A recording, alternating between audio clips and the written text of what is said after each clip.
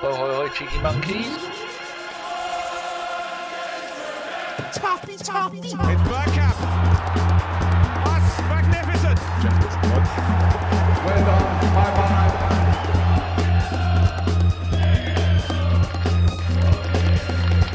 Be like the Arsenal. Be ambitious. Come on. Hello and welcome to Bergkamp Wonderland. If you didn't already know, we're an Arsenal podcast. I am your host, Kris.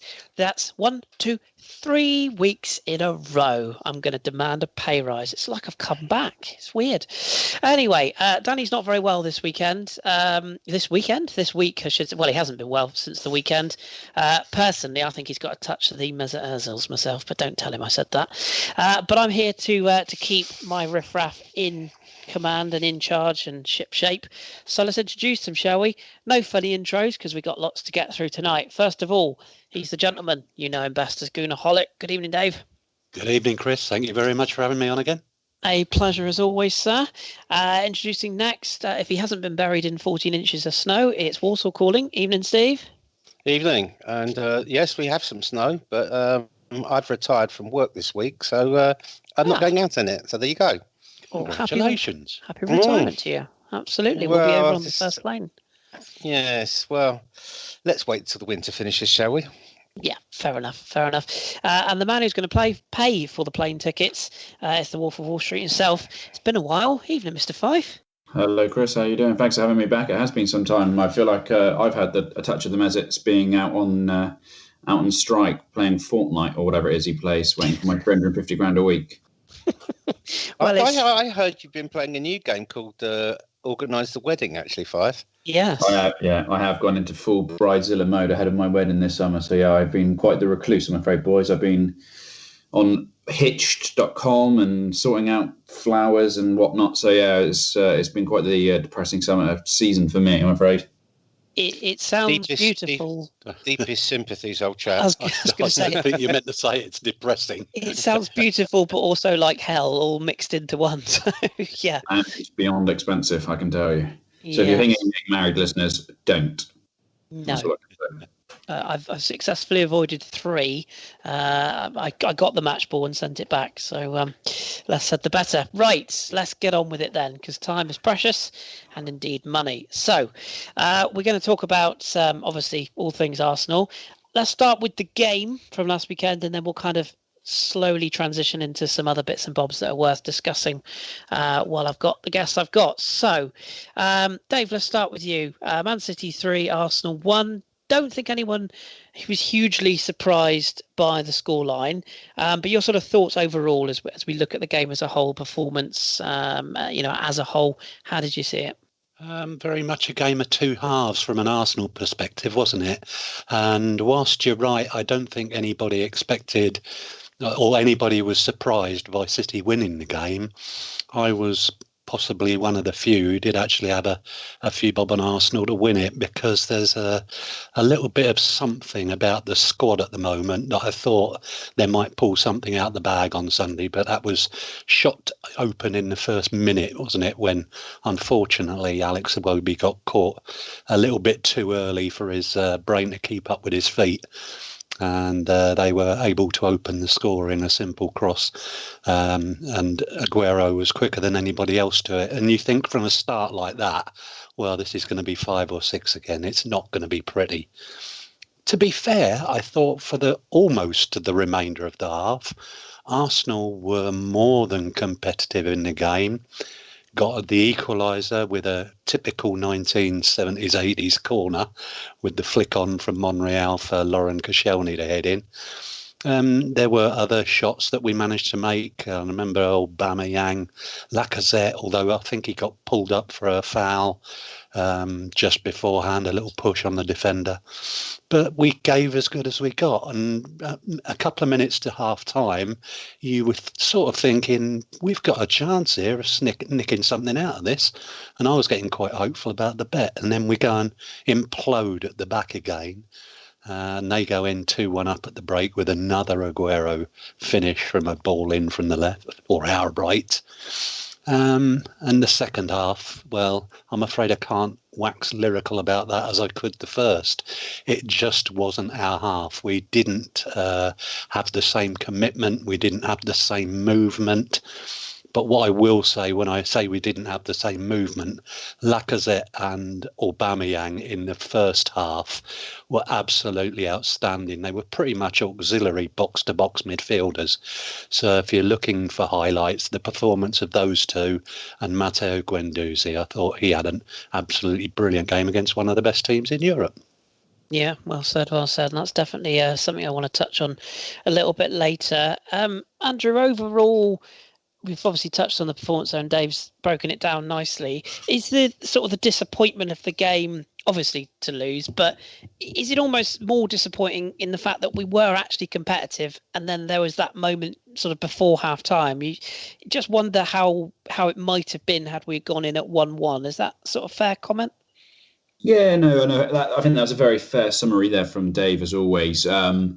I mean, I can't remember who it was. I think actually it might have been Steve in the group when the game was live and that second goal went in, who summed it up as saying that's a real kick in the teeth. And actually, it really was. I think if you take two very poor defensive lapses aside for the first two goals, we had a game plan out, and you know there was a lot of criticism before the game of the formation and of the tactics, and you know I for one am someone who is questioning sometimes the logic why we change the tactics every game, but I do think in that first half we played well. We on the whole we pressed well. It wasn't as if we went there and entirely parked the bus. We created chances. We had we had outlets. We were finding Aubameyang and Lacazette where we needed to be, and as it's mentioned, Guendouzi was really orchestrating that midfield, and Kevin De Bruyne, you could see for much of that first half was getting very frustrated with him. At one point he's lashed out at him after the ball's been played, and I think that's a real compliment to Guendouzi at 19 to have that confidence out there.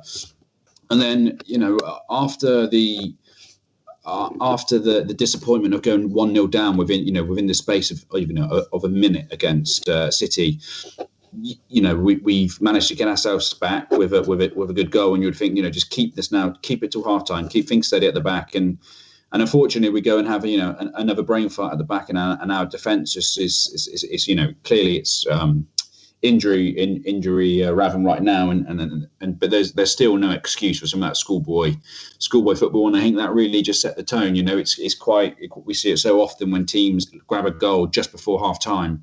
It shifts the entire momentum of what the second half could be, and invariably that team comes out on top, and that really showed in our second half performance, which was fairly abysmal. Really, I don't think we created a single chance, not a single opportunity.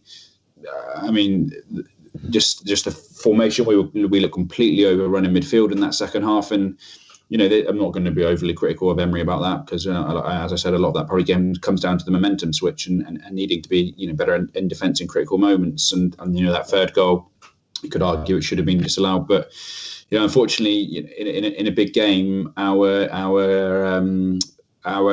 we've just lost our heads again in a big game, and we haven't been focused enough at the right time, and that's something we said for a long time about Arsenal, that we switch off in defence, or we switch off in big games, and it seems to be the same players who are consistently switching off, and that ruined what actually was a very, very good first half for us, and it was nice to see us go away and have a good game plan, but ultimately not quite there. Yeah, Steve, I think Fifey's made some really good points there about sort of a little bit of the naivety. We gave away a couple of the goals. Is there sort of an argument that this team, it's almost like they're sort of learning on the job? Is it the mistakes that you're most concerned about, the fact we're making? We'll touch on the style of play a little bit later in the pod, but is it that individual errors and just some of these players just simply not being at the level? I think people are really quick to almost downplay the fact that we played probably the best team, certainly in our division, and one of the best teams in Europe. So yes, it was poor mistakes, but is it just a case that we're just not quite at that level at the moment? We're not at the same level as Liverpool. We're not at the same level as Manchester City, and let's make that clear. But when you look at the errors which are being made, let's take that first goal. We're talking 46 seconds into the game, and I know it was 46 seconds because I recorded it on the box and I actually went back and looked at it because I couldn't believe how quick it was. I thought it must have been a record how quickly we could commit a defensive error. And it's the same players, and it's the same old culture. It's the running alongside the opposition, escorting them down into our box instead of tackling them or running them out of space and pushing them off to the side. And that's what Iwobi was guilty of, not making a tackle. The next thing, of course, is as that ball's crossed in, just look at what the two centre-halves are up to. Now, you've got Laurent Koscielny there. He's nearly 34. He's played God knows how many games for France in the World Cup. God knows how many games for Arsenal in the Champions League. You've got, it wasn't Mustafi next to him that side, it was Monreal, who's a reserve for Spain. He's played God knows how many games in the Champions League, the Premiership for Arsenal, and he's played in La Liga. And they're having a competition to see how much fucking space they can leave between them to let the most deadly finisher in the Premiership get in there and who's also a fucking midget, have a diving header free on our goal. You know, I'm sorry, but there comes a point where you've got to think, well, hold on a minute. People are saying there's no improvement in the defence.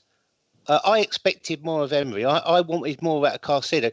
Well, actually, is it the fact that injuries are forcing us to play players in situations they aren't comfortable with, or is it that the players we have actually are unable to play in another system than the one they were used to for so long and play under the culture they were used to for so long?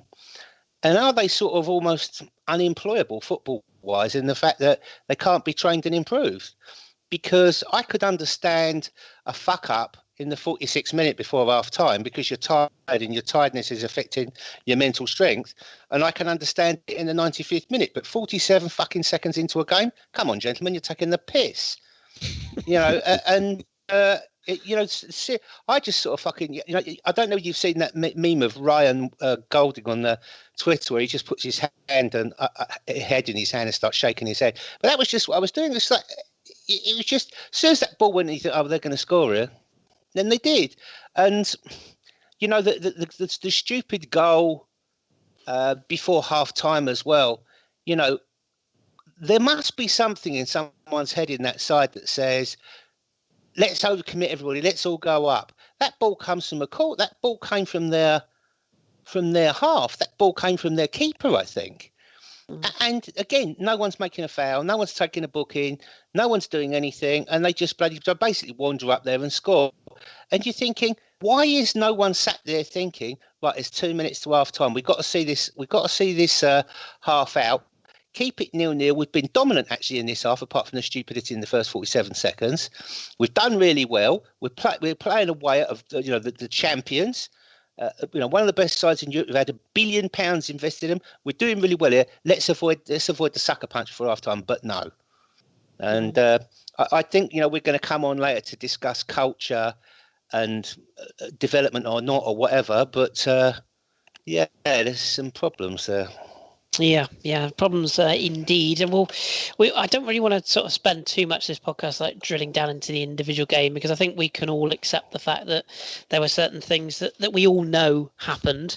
And I'm probably going to touch more on players and systems more than anything else, because we could go over the game for hours. But Fifey, I want to touch on a couple of individual players first of all.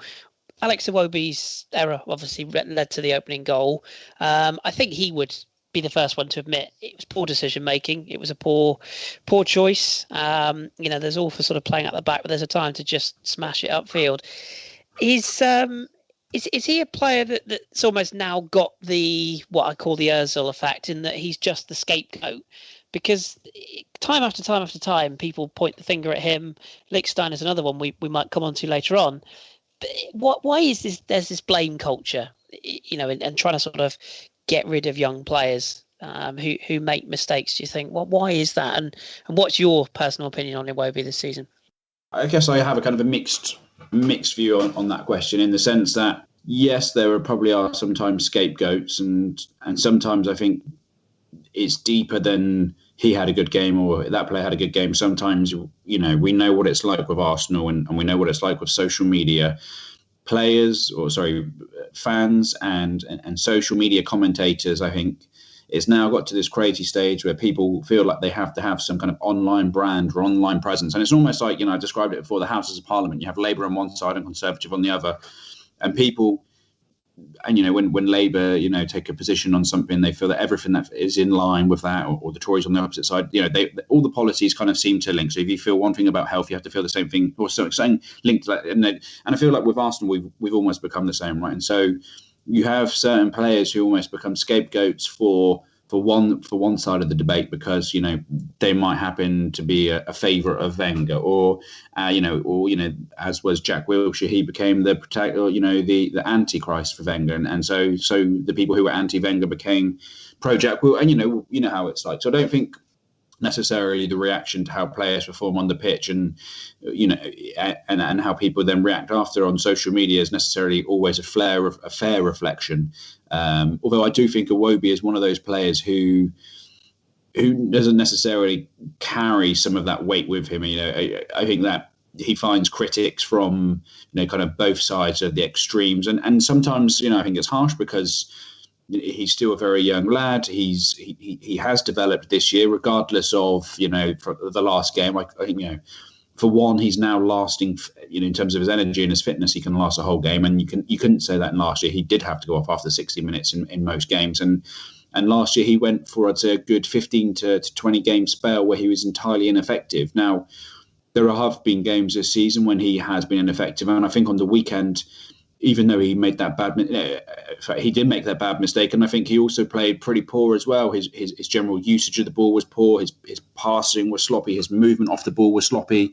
There was one point when Guendouzi in the first half went ballistic at him because he beat a couple of players and was expecting Iwobi to move off the ball down the wing, and he just stood there stagnant. And you saw the anger in the young lad's face because Iwobi wasn't reading the game. And there is still that element of his game, that frustrating element of that game, and the way in which we conceded that first goal, Iwobi holding on the ball longer than he should, and sometimes with Iwobi you can see, I think Dave might have said it or Steve said it, his feet are working quicker than his head, and so he does have this tendency to do needless, step overs and tricks and flicks, just to, it's almost a buffer while he. This message is transporting into his brain and loading, telling him what to do next. And he does get caught out, and it's not just on the edge of the area, right? This is a trait he has. He does it down on, I sit right down by where he plays on the left wing, and you see him quite often do that. So he doesn't get the ball into the byline quick enough. And there are, parts of his game which are frustrating. And I think we should acknowledge, and I acknowledge that as someone who sees that. But at the same time, I do think there is, unfair criticism. And I do think he gets, probably, he gets castrated by fans far more than he would have, 20 years ago. He's a young lad who's developing, and fundamentally he's improving. And for me, if we've got a player that young, that with that ability at their feet, and they're improving, that's a good sign. And I think that's probably, props to Emery, who has brought out the best, or not the best, but he's certainly bringing him on, to some degree, as he is with Guendouzi. But when it comes to scapegoats, I don't think that, to your point, you kind of coined a term that it's the younger players who tend to be scapegoats. I'm not sure I fully agree with that. I mean, you look at Mesut, he's a scapegoat for some. You look at, Lichtsteiner.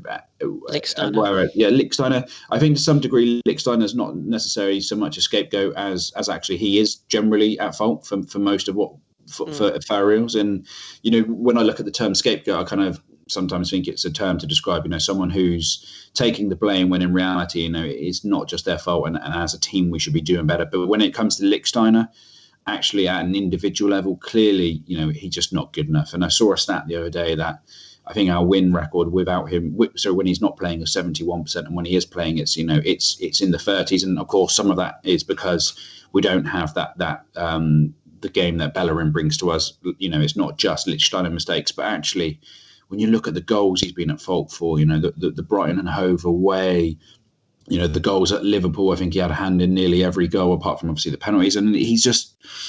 Fortunately, not the player he used to be at Juventus, and I think we're going to come on in a bit about potentially signing free signings again in the summer. But it's going to make the club potentially feel once bitten, twice shy. I think he's been awful, which is a shame because he's a player I used to love a few years ago. But there are certainly some players who need to develop and continue up their game. I thought Kolasinac had a particularly poor game by his standards.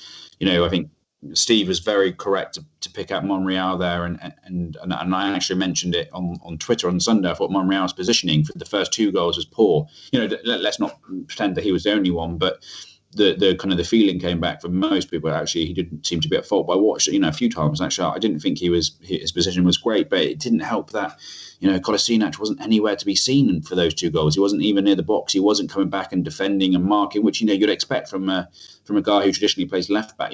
Yes, obviously we've given him more freedom to roam, but my view has always been a defender or a wing back should be a reward that they're allowed to attack after they've proven their ability to defend, and I think that's something that we need to be working on from him, because that wasn't good enough. He wasn't a wing back on Sunday though. He was played on the left hand side of midfield. He was, Dave, but when we are so under the caution as we were on that first and second goal, you'd expect him to at least be back somewhere around somewhere tracking his counterpart, the left, the right midfielder, and he was. He kind of had a touch of the Ozils as it was in that sense that he was, just half the way up the field, and you don't expect that, and that's not how we should be defending as a team. So ultimately there were a couple of players who just weren't at the races, but when you look at the goals, and it is easy to pick out Iwobi and it is easy to pick out Lichtsteiner, but as Steve rightly said, Monreal, Mustafi, what's Mustafi doing on that first goal, being 10 metres behind the runner play? What's, Koscielny's not aware twice of Aguero sniffing in behind him, which happens to him all the time. Look at how Rooney gets most of his goals behind Koscielny, and Monreal not tracking either. So I do think as a team, we should be looking at ourselves and how we defend. And whilst there are players who need to improve, it's not just 1 or 2. No, sorry, that was a long answer. No, you've covered quite a few points there. I was going to say, Dave, you got the short straw, but Steve's going to get a short straw as well. You're all going to get short straws in terms of things I wanted to bring up. But Dave, I want to ask you a little bit about there's been a thing that's gone round sort of social media and post game. A lot of people, I had a few tweets saying the same to me, that suggesting that we set up with no creativity, that the idea was that we've set up with a defensive mindset, we've played 2 strikers but we've given them no supply. My argument to that was, as much as people like him, and I'm sure they do, if you put Mesut Ozil in that side, and in my opinion you put Aaron Ramsey in that side, you basically leave yourself wide open. We probably go to Man City like we did at Anfield. We end up losing 5 or 6-1, and everyone says, well, why didn't we go there with a defensive strategy? What's your kind of thoughts with this argument, with regards to this setting up without creativity? What did you make of that argument on Sunday? In plain black and white, they have a point, because we didn't create too much for those 2 guys up front. We have 2 of the best strikers in Europe, and they were feeding on scraps for much of Sunday, certainly the second half. But I think it was probably in Unai Emery's mind that the creativity was going to come from certainly Iwobi on one side.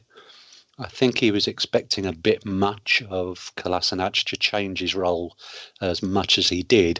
I would have been very, very tempted to go with Aaron Ramsey on that left-hand side. And I think then you would have been looking, because Emery seems to be a guy who wants that threat from out wide. But in the end, the only creativity we had, and it was a joy to see, was Guendouzi, to a lesser extent Torreira. But their prime function on Sunday was to form a barrier in front of the back 4. And if they got the opportunity to break when we did, then one would go, one would stay. They kind of worked that well, but on the day, collectively, it didn't work out. And it was a shame that by the time we made the substitutions in the second half, the door was already ajar and the horse had bolted. Much as I hate to use metaphors, but that's exactly what had happened. You brought on Rambo, you brought on Denis Suarez when everybody's head was down around them.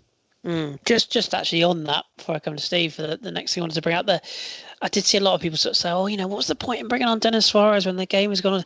I actually didn't disagree with that substitution, because I thought, to me, it was what I'd call the Pires at Sunderland effect. It was, the game's gone, we're not going to win the game, let's just put him on for 10, 15 minutes. I found it really bizarre that people were sort of saying, why not bring on Mesut in that situation? I don't think he would have done anything either. And, granted, sort of Suarez really did look like a fish out of water for that 10, 15 minutes, but I didn't personally see any issue with that substitution myself. Steve, one of the issues I do want to bring up, and I know you sort of think quite similar to me on this one, which maybe I'm a bit biased bringing it to you, but I will.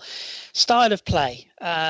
This is a stick that is constantly being thrown at the manager at the moment. People are saying, there's no style of play. I don't really know what he's trying to achieve. Players haven't improved. I don't agree with that. I can see what he's trying to do, but as we touched on earlier, I just don't think he has the personnel to do it at the moment. Where do you sit on the style of play argument in terms of particularly linking it to Sunday, but as an overall, what's your sort of view on that style of play issue at the moment? Well, I don't think people were complaining about the style of play when we beat Chelsea 2-0, no. And I don't think people were complaining about the style of play when we rub Middlesex's nose in their own dog shit as well. So style of play is something that only comes up when we lose, and there's style of play and there's being shite. And for me, it's no disgrace to go to Manchester City and lose 3-1. Yes, we made some mistakes. It could have been better, but you are taking on a team which is owned by a country who are putting massive amounts of their GDP in it. There, they spent £800 million developing the site around their stadium. Never mind the 1.3 billion they've invested in players. But that's by the by. I think in the first half we gave ourselves a good account. If you look at how we've played when we've played well, what he's trying to do requires intense focus, and it does require people to make good decisions and to not make mistakes, but it also requires having the people fit to play in the right positions. I think injuries and the amount of them and where they've come, like you were saying earlier on about what we lose with Bellerin being injured, and all of a sudden, Xhaka's got his groin done, and so on and so forth. And then you've got, Socrates, who's been the leader at the back, celebrating, dumping Kane on his arse. You've lost Bobby Holding and various other people. It's that rather restricts what you can do tactic-wise of style of play, because all of a sudden you're then forced to start using tools in places and positions you don't want to use them. You're trying to put things in the wrong box. And also as well, I think, regardless of the game at City, I think he wanted to go up there and get that over and done with. I actually think the reason he might have been a bit conservative is because he wanted to avoid a bludgeoning. And I think, he probably thought, it's going to be tough. Let's be pragmatic. If we get a draw, it'll be brilliant. But, he wanted to avoid a 6 or a 7-1. But for me, I think the big problem is culture. It's all very well to have a style of play. And I think people forget that the previous style of play got us 8-2 at Old Trafford, got us fucked 6-0 by Chelsea on Arsenal's 1000th game, got us beaten horrendously 2 or 3 times by Anfield. So having a style of play is great, but if you can't defend and you've got goalkeepers who are shite, and you haven't got players who can drive a game tactically on, and you've got no system other than the one you have, and therefore you don't change anything when things don't work, and you don't realise at times, actually, what, we have to be boring. Sometimes, you have to go to Cardiff and grind the bloody result out because it's that time of the year. It's just the way it is. You go there, it's ugly. You grind it out, you get 2 points. Another time you go somewhere and you can ravage someone. You can play great football, the Chelsea game, a Tottenham game. But how do you change a culture? And we talked earlier on about players switching off, same players making the same mistakes. I still maintain, I've tried to be charitable to Mustafi and think, somewhere in there's a good player. He just needs coaching, And the longer and longer it's gone on, and then you see that Twitter thread, and you think, do you know what? If Carcedo ran on that pitch and put 4 10-inch nails through each foot, the bastard would still find his way to be off his feet in 10 seconds. They don't learn. And I sometimes wonder whether it's a case for Emery of style of play. It's not just the wrong pegs in the wrong holes. It's actually some of these players can't learn, they can't be improved, and they need to be shipped out. Yeah, I think you make some very, very valid points there. And I think that's probably a nice link into the next 2 things I wanted to cover. Andrew, I'm going to come to you first on this one. finances, certainly something that you understand. That there's a lot of speculation out there, and at this point I'm not going to sort of delve into what is or isn't fact, because nobody really knows how much money we have or haven't got to spend. But there's a lot of talk in the media, and there's quite a good podcast done with Arsblog today with David Ornstein, talking about the finances and the fact that players were not brought in the winter window. The fact that Emery 1 minute sort of said that a defender would be useful, then all of a sudden they weren't. Maitland-Niles departed the club, as we know, or is going to depart. What's your kind of take on things in terms of kind of a club as a whole, in terms of what you understand financially? What sort of angle do we need to be looking at in terms of improving the playing staff longer term? Are you invested in the idea of buy them cheap and sell them high, or bringing through the youth? Or does the financial structure of the club worry you as a whole at the moment, full stop? So I think that we're clearly now in a position where we are comfortably somewhere between, the sixth and the fourth best team in the league, and we've taken a fair fall from grace, and and the people who are our natural competitors are probably leading away and gaining traction at a faster pace than we are, which is clearly showing. I think this season the game has really stepped up, and all the competition around us have improved, by maybe Chelsea to some degree, but I think we need to take a step back when it comes to economics and look at, let's not just look at what's happened. I think that, my views are quite well documented in terms of, I think we've had years of some economic madness and to some degree economic vandalism. Look at that 2015 season where we didn't spend money on a single outfield player. And what winds me up is we had more cash in the bank than any other club put together, and it was clear that the value of that cash was going to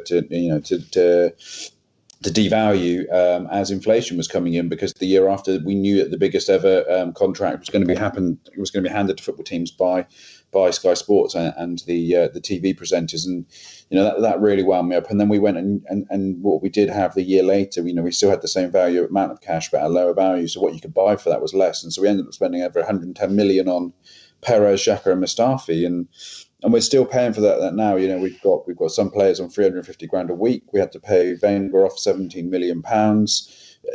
We can't afford to pay Ramsey the wages he wants because we have Mkhitaryan on the wages he is, and there is a bit of a mess. And I think that we need to take a step back now and look at what are the steps we need to be taking to get us back to that level. And I think, whilst it might ruffle a few feathers to say it, we should be benchmarking someone like Liverpool. Now, Liverpool, when Klopp first came in, and I think perhaps towards the end of Rodgers' reign, the owners clearly said enough is enough. We've spent stupid money over the years on players that haven't worked out. And I think, to some degree, you can say that about Arsenal. I don't think Xhaka or Mustafi have lived up to the money we spent on them. And perhaps some people at the club maybe feel the same about Meza, I'm not sure. But you could see the owner said that. And then I think there was a couple of summers where the owner said, you can only, if you want to sign someone above 25 years old, they have to be free, which is why they got Milner, and they were invested in youth team players, and they continue to develop that squad. And it wasn't until that they started to see improvements in the team, and they started to reap the benefits of buying low, and one thing we should point out, actually, if you look at the increasing value of footballers, there was a book, and I'll have to come back and give you the reference to this book recently, but it was looking at the value of footballers and what they were worth in the Premier League compared to what they are today. And I think, basic salary is up 10,000%, I think, but, it's a greater investment. And, just look at some of the sales Liverpool made this in January, buying players for 4 million and then selling them for 20 million to Bournemouth. That's a much better bet than it is just letting, 4 million or 20 million or whatever sit in the bank. And Arsenal have to be a lot more clever with the way in which we use money and how we look to speculate to accumulate, because we wasted a lot of that money that we got from Queensland Road project and all the flats we built. That's gone now, and we're not going to have that kind of huge cash flow coming in to that degree again without making some big sales. And I think we need to benchmark Liverpool, who quite rightly took a step back, slowed things down, took more of a strategic way in which they want to build the squad, and then once they start getting back into the Champions League and start getting some of that prize money, then only then did they start looking to start adding some real huge additions to the squad. We started with Firmino and they built and whatnot. But I think that's where we need to be now.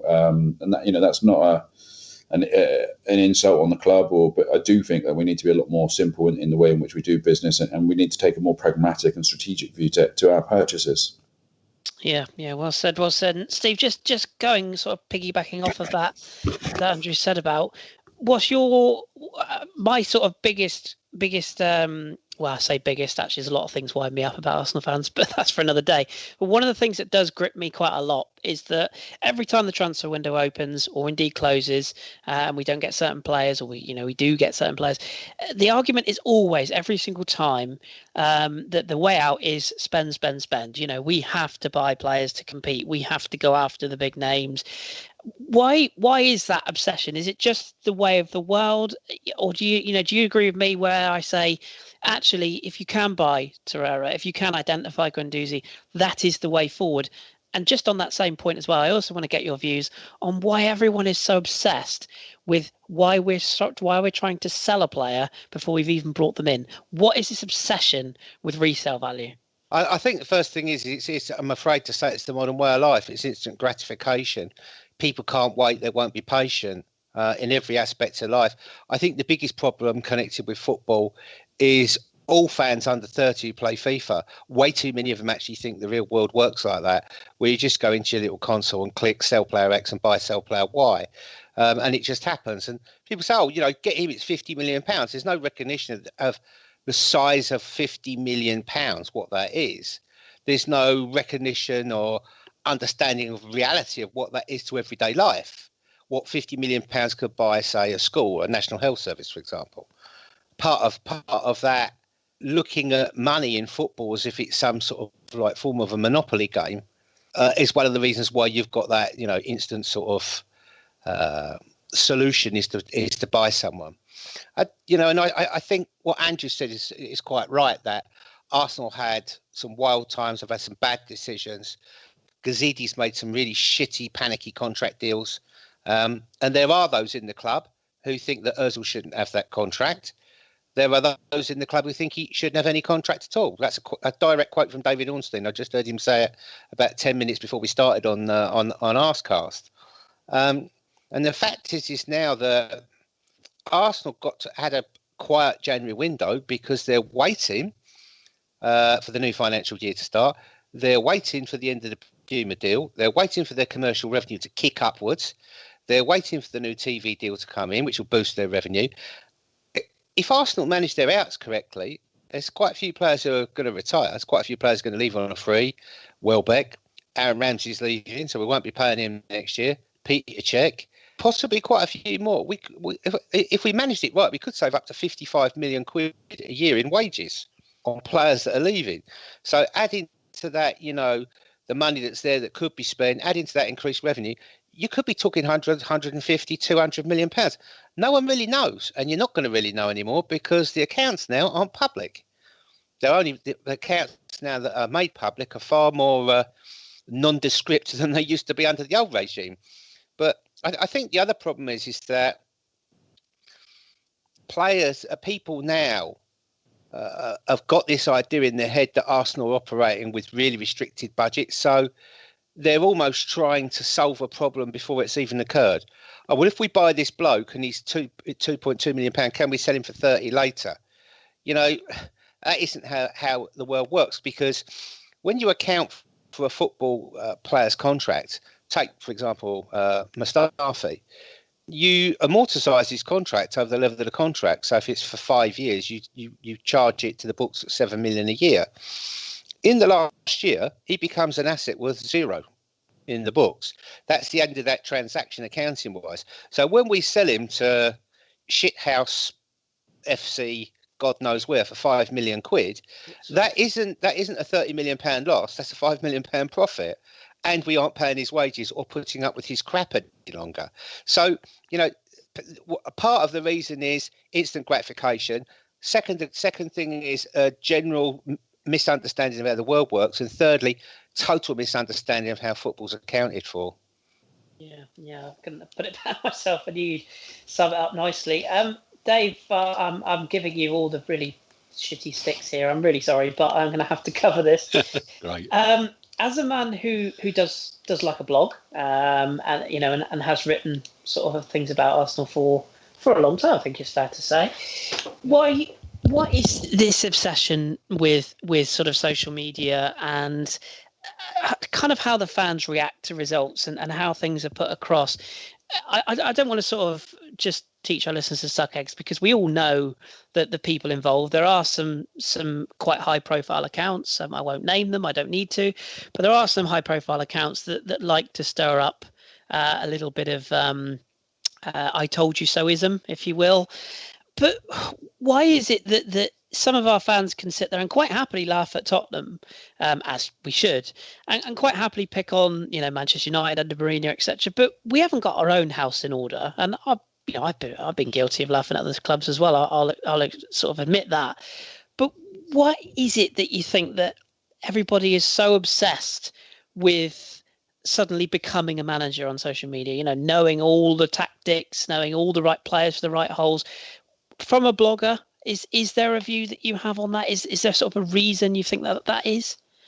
Yeah, it's a bit too complex for a brief answer, but I'll do my damnedest.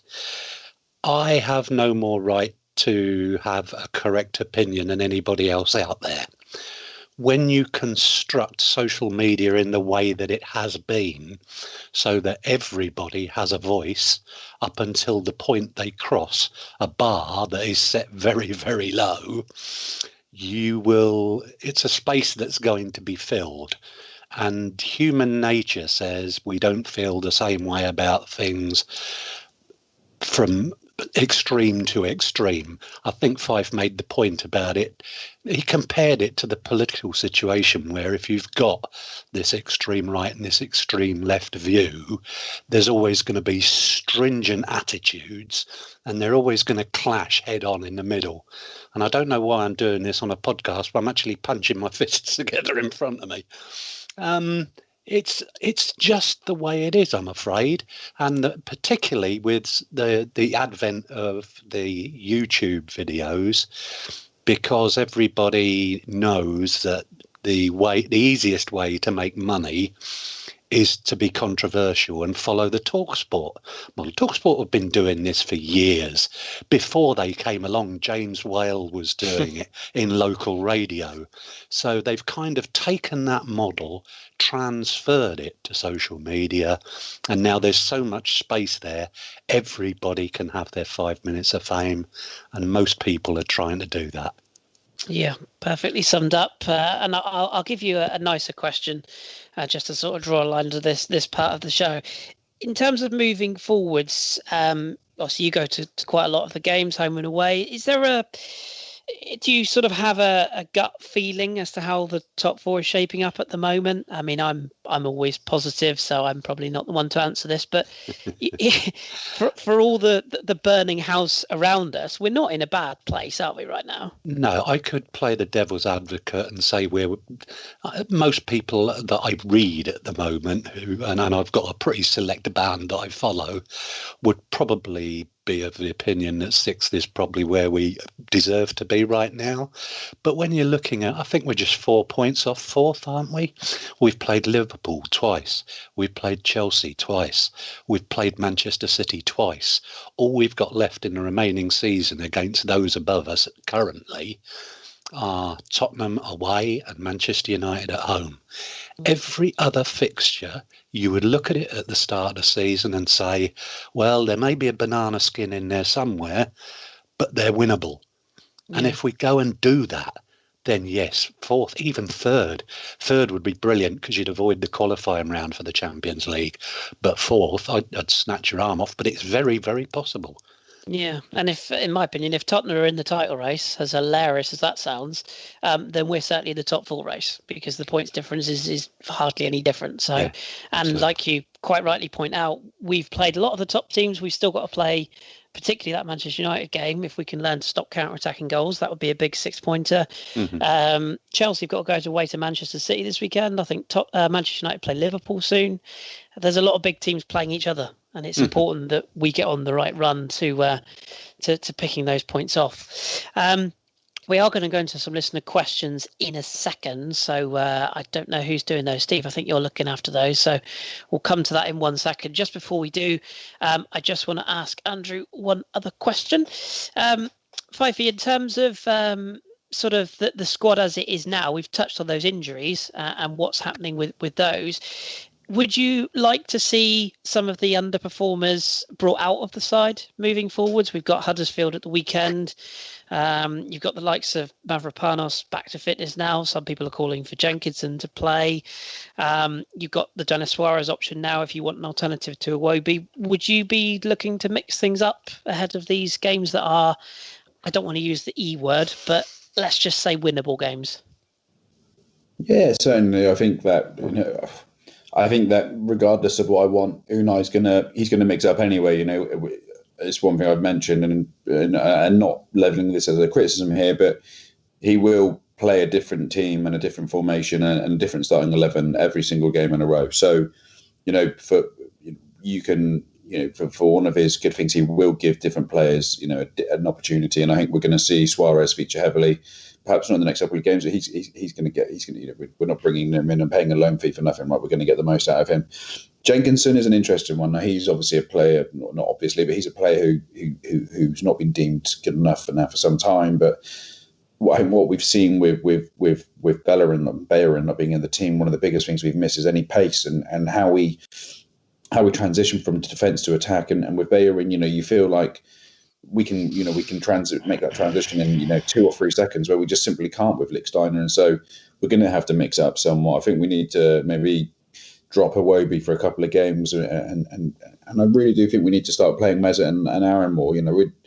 Fuck it, if they're not going to be there next season, and we're going to pick it. Doesn't matter if they pick up injuries now, does it? So let's maximise those.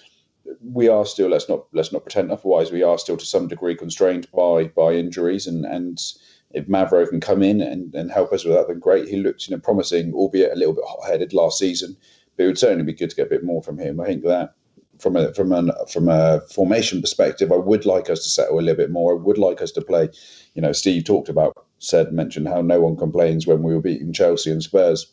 The one thing those two games had in common is we played the 4-3-1-2 when we were winning, and actually I'd like us to go back to that 4-3-1-2 a little bit more.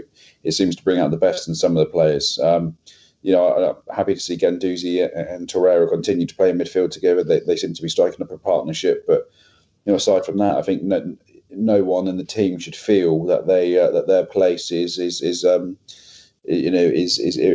indisputable or is not up for a competition. So. Yeah, taken for granted almost. Yeah, agreed. Okay, let's have some listener questions then. Steve, I believe you're going to pick out the best of. Yes, there is a bunch of sarcastic questions here, and also some points have already made. There's a couple of a humorous stab as well from one of our fellow podcasters aimed at Mr. Five. And we've covered quite a few of these things. And some of these things we haven't. Mark Blondell says, guys, you go on a rant about not having a shot in the second half, and that would never happen to another top 6 club. He's probably referring to the radio show, I think. We literally just beat Chelsea with them having 0 shots on target for 90 minutes. Well, Mark, if you listen to the podcast, you'll find out that we just actually pointed out the fact that we actually have just thumped Chelsea and Tottenham Hotspur. Then our friends from America are going on about John Cross being a fraud. Well, I think we all know he's a fraud and a clickbait twat, so I won't bother answering that question. Not confidential. Do you think that with limited funds and the amount of squad changes required, it might force us to look at some players who are about to come free agents? Yeah. We've been linked with Alberto Moreno from Liverpool and Hector Pereira from Portugal recently, although I don't know how serious that was. Yeah, Kris, you can have that question. What do you think of that? And don't carpenter it. No, I'm on best behaviour tonight. I'm going to keep it brief. Alberto Moreno, I'd rather you at left back, Steve, to be honest. I think that would be, if people think Mustafi's bad at defending, just go and watch Alberto Moreno defending. No thanks. The lad from Porto, possibly. I don't think we're in the... I thought he was going to say in the market for younger players, which is why I sort of hummed along.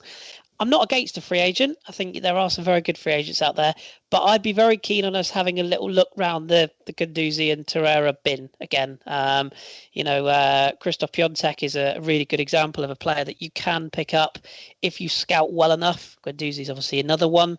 There's a couple of other players at Lorient and in France I could say are worthwhile looking at. And it'll be very interesting to see how Miguel Almiron works out at Newcastle, because if that deal works out, and I think it will, suddenly you've got quite a big market in MLS with players that are, people years ago would have said, sign a player from America, no chance, they're all crap. They're not. There's a lot of very good South Americans who could come over for big fees. Acosta was another one linked to PSG from DC United in the window. So I'll be interested to see it. I'm not against us spending small if the talent coming in is big. So yeah, I think there's a window for that. Yeah, I mean, it takes us on to Double D Ravioli. This is one for Dave, I think. I'm not sure if he's being sarcastic here or not, but he says, why are our academy players so bad compared to other big clubs? Do you think that's true, Dave? No, I don't. I think we've produced some very exciting talent in recent years, and the problem is they hit this ceiling where the situation that the club has found itself in, there has always been players blocking their forward progress. Now, you might think that in that case we should have perhaps launched a centre-half this year and maybe given one of the lads a go, but it's not easy to bring someone cold into the Premier League when they've not got a great deal of experience in the League Cup or the European competitions. And I think that's our problem with our young centre-halves at the moment, combined with the fact that poor old Mavropanos has been injured for most of it. But no, you look at players like Reece Nelson, you look at players like Emile Smith-Rowe, Eddie Nketiah, Joe Willock. There is like this production line of players. And I've often thought there was no way that Arsene Wenger would have promoted that number of players. But I am wondering whether Unai Emery might well have that in mind. Once he's got this season out the way, he gets Reece Nelson back. He gets Emile Smith-Rowe back. They've got first-team experience in Germany under their belt. Maybe next season. Can I dispel a very, very quick myth as well, Steve? Just to set the cat amongst the pigeons. Quickly. It is a brief one. There's a lot of talk that Sven Mislintat identified Matteo Guendouzi as a signing. That is a lie. I'm just going to let that one float there. Well, it's quite interesting what David was saying about Reece Nelson, because we've also got a question here, which was from, and I'm scrolling down desperately, looking at James Howsam. Reece Nelson is having an amazing season over in Germany. Does he walk into the first team next season? Quick yes or no from everybody. Dave? No. Yes. Chris? No. I don't think he's had an amazing season. He's had a very good season, but he's still raw. Andrew? I mean, I'd like to see him in the first team, but I think he certainly won't walk into the starting 11. And to my point earlier, no one should expect to be doing that. No, absolutely. Well said. Yeah. Right, now here's a very sarcastic question that our man Carl's thrown in. It says, a question for Andrew. If you have a train due in 3 minutes, then a signal failure happens, what time will you get to work in the morning? And then he throws it on the end. If Mavropanos can't get in the Europa squad, even with our injury ravaged squad, does he have a future at Arsenal? I'm glad he brought that up, because I saw that question. I was really surprised to see that. You're not Andrew. Stop talking. Sorry. So it sounds like Kris already has an answer for Mavro, and I haven't done the read, but I've seen there's been some mention that actually he will be eligible because he's. But I'll let Kris answer that one. On the first piece, I mean, Carl's ability to conduct the London Underground network is about as efficient as Mustafi's ability to conduct a defence against a conference team. So I'm not taking any jip from him. But no, I'll let Kris answer on the Mavro one. So I think he's probably better versed than I am. It wasn't so much an answer. I wanted to put it. I don't know. Dave might know this. Is he part of our quota, Dave? Is he? No, he isn't, because he hasn't been with the club for 2 years, and that is exactly the problem. We have to have that homegrown quota, and unfortunately, in order to do that, that means we have to fill the squad with injured players like Bellerin and Holding, and there's, at the end of the day, there's no room left for him in the squad. They've made the decision that he's the one who's missed out. People have made the point perhaps they might have wanted to leave Mustafi out instead, which is harsh, but no, he's the one who's lost out. One had to lose out, and it's him. Who was it between? Do you know who was the choices? Because I'm guessing basically all those who would qualify as homegrown but are injured. Yeah, because I'm surprised at that. I mean, I suppose in the Europa League you might be able to get away with certain players covering centre half, but you get to the later rounds, you don't want to be playing Atletico Madrid or somebody of that ilk with bloody Monreal and Mustafi as your centre backs, do you? But good question. Next time would have been an interesting one. Yeah. I'm going to ask myself this question, which is a weirdo, but there is a reason for it. And it's and I need to find the damn thing. Oh, here we go. And it's not confidential again. It says Josh touched on it during the deadline day show. I think the topic is worth exploring. Since the club will probably be addressing the goalkeeping issue in the summer, should we be looking for a new number one, or are you happy to have Leno as your first choice? Well, the club are already addressing the situation because Peter Cech's already announced his retirement. Thank you. That's £5.2 million a year off the wages bill. And they are looking at buying Legia Warsaw's 19-year-old keeper, whose name is Radosław. I can't remember his surname, but he's very, very good. He's playing in the Polish Extra League, and the idea is that they'd buy him and loan him back to Legia Warsaw for the season. They've already loaned out Martinez to Reading, and I think basically the way this works is that Martinez has to really improve and show he's the real business at Reading, or they'll go out and buy a second keeper while this Polish guy is being brought through the ranks as the number two. So started well, didn't he? Martinez, man of the match on. I would love to see us go out and buy a big keeper, but you know as well as I do, Steve, they're not cheap. They're like centre backs. They're rare as rocking horse poo. And unless you get very lucky and you bring through a Donnarumma or someone of that ilk, you're struggling. So, yeah, exactly. And then you bring through Donnarumma, and then he signs up for a twat like Fatih Raiola as an agent. He did. Did very well on Sunday. I'll say that for him. Fantastic on the weekend. Yeah, he literally saved. He kept. Well, I mean, actually, Milan were the better team overall, but Donnarumma made some fantastic saves. And sorry, just apologies to hijack the whole conversation, Steve, because I know you were prepared to move on. But just while we do have, there's been a lot of listener question and a lot of sentiment around how do we buy more intelligent, how do we buy smarter. Do we need to be making huge savings? Actually, and I think perhaps you're going to come on to him. So apologies, Steve. But Monchi at Roma, who we're linked to, just look at what Roma did in the summer in terms of their business. Now, Roma clearly tried to move on Nainggolan, and then there was the other guy who they moved on to Marseille. Strootman, I think they fucked up by spending some. They put about 50 million down on, Nzonzi and Pastore, and Pastore is probably one of the worst signings they've ever made. But if you look at actually what they did with youth team, and you look how much they spent on players like Cristante, he was about 4 million.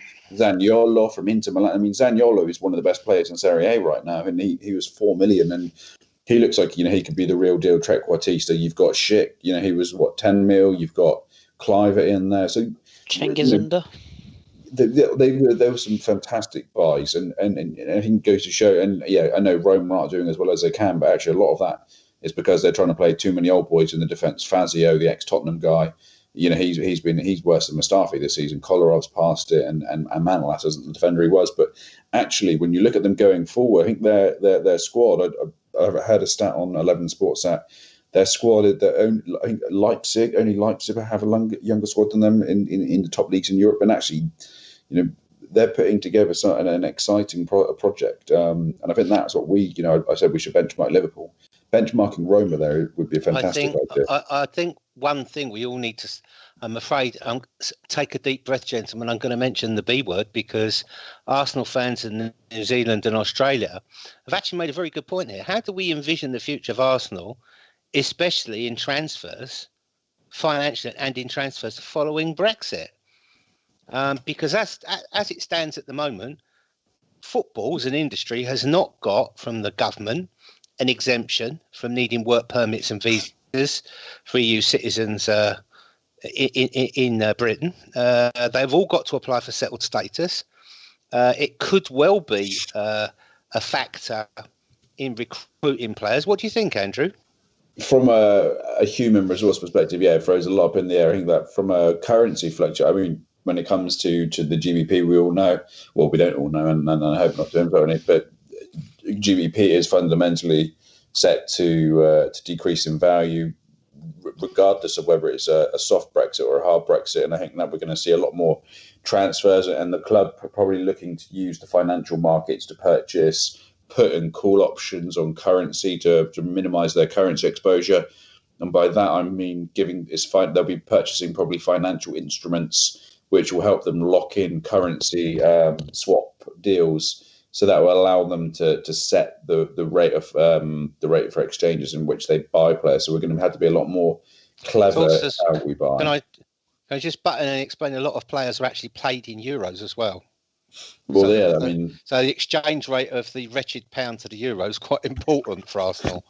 Yeah, so if we're taking in the same value of revenue in pounds but having to pay out in euros, that clearly is going to be negative for our budget as well, right? So I think, Brexit could have, sincere effect.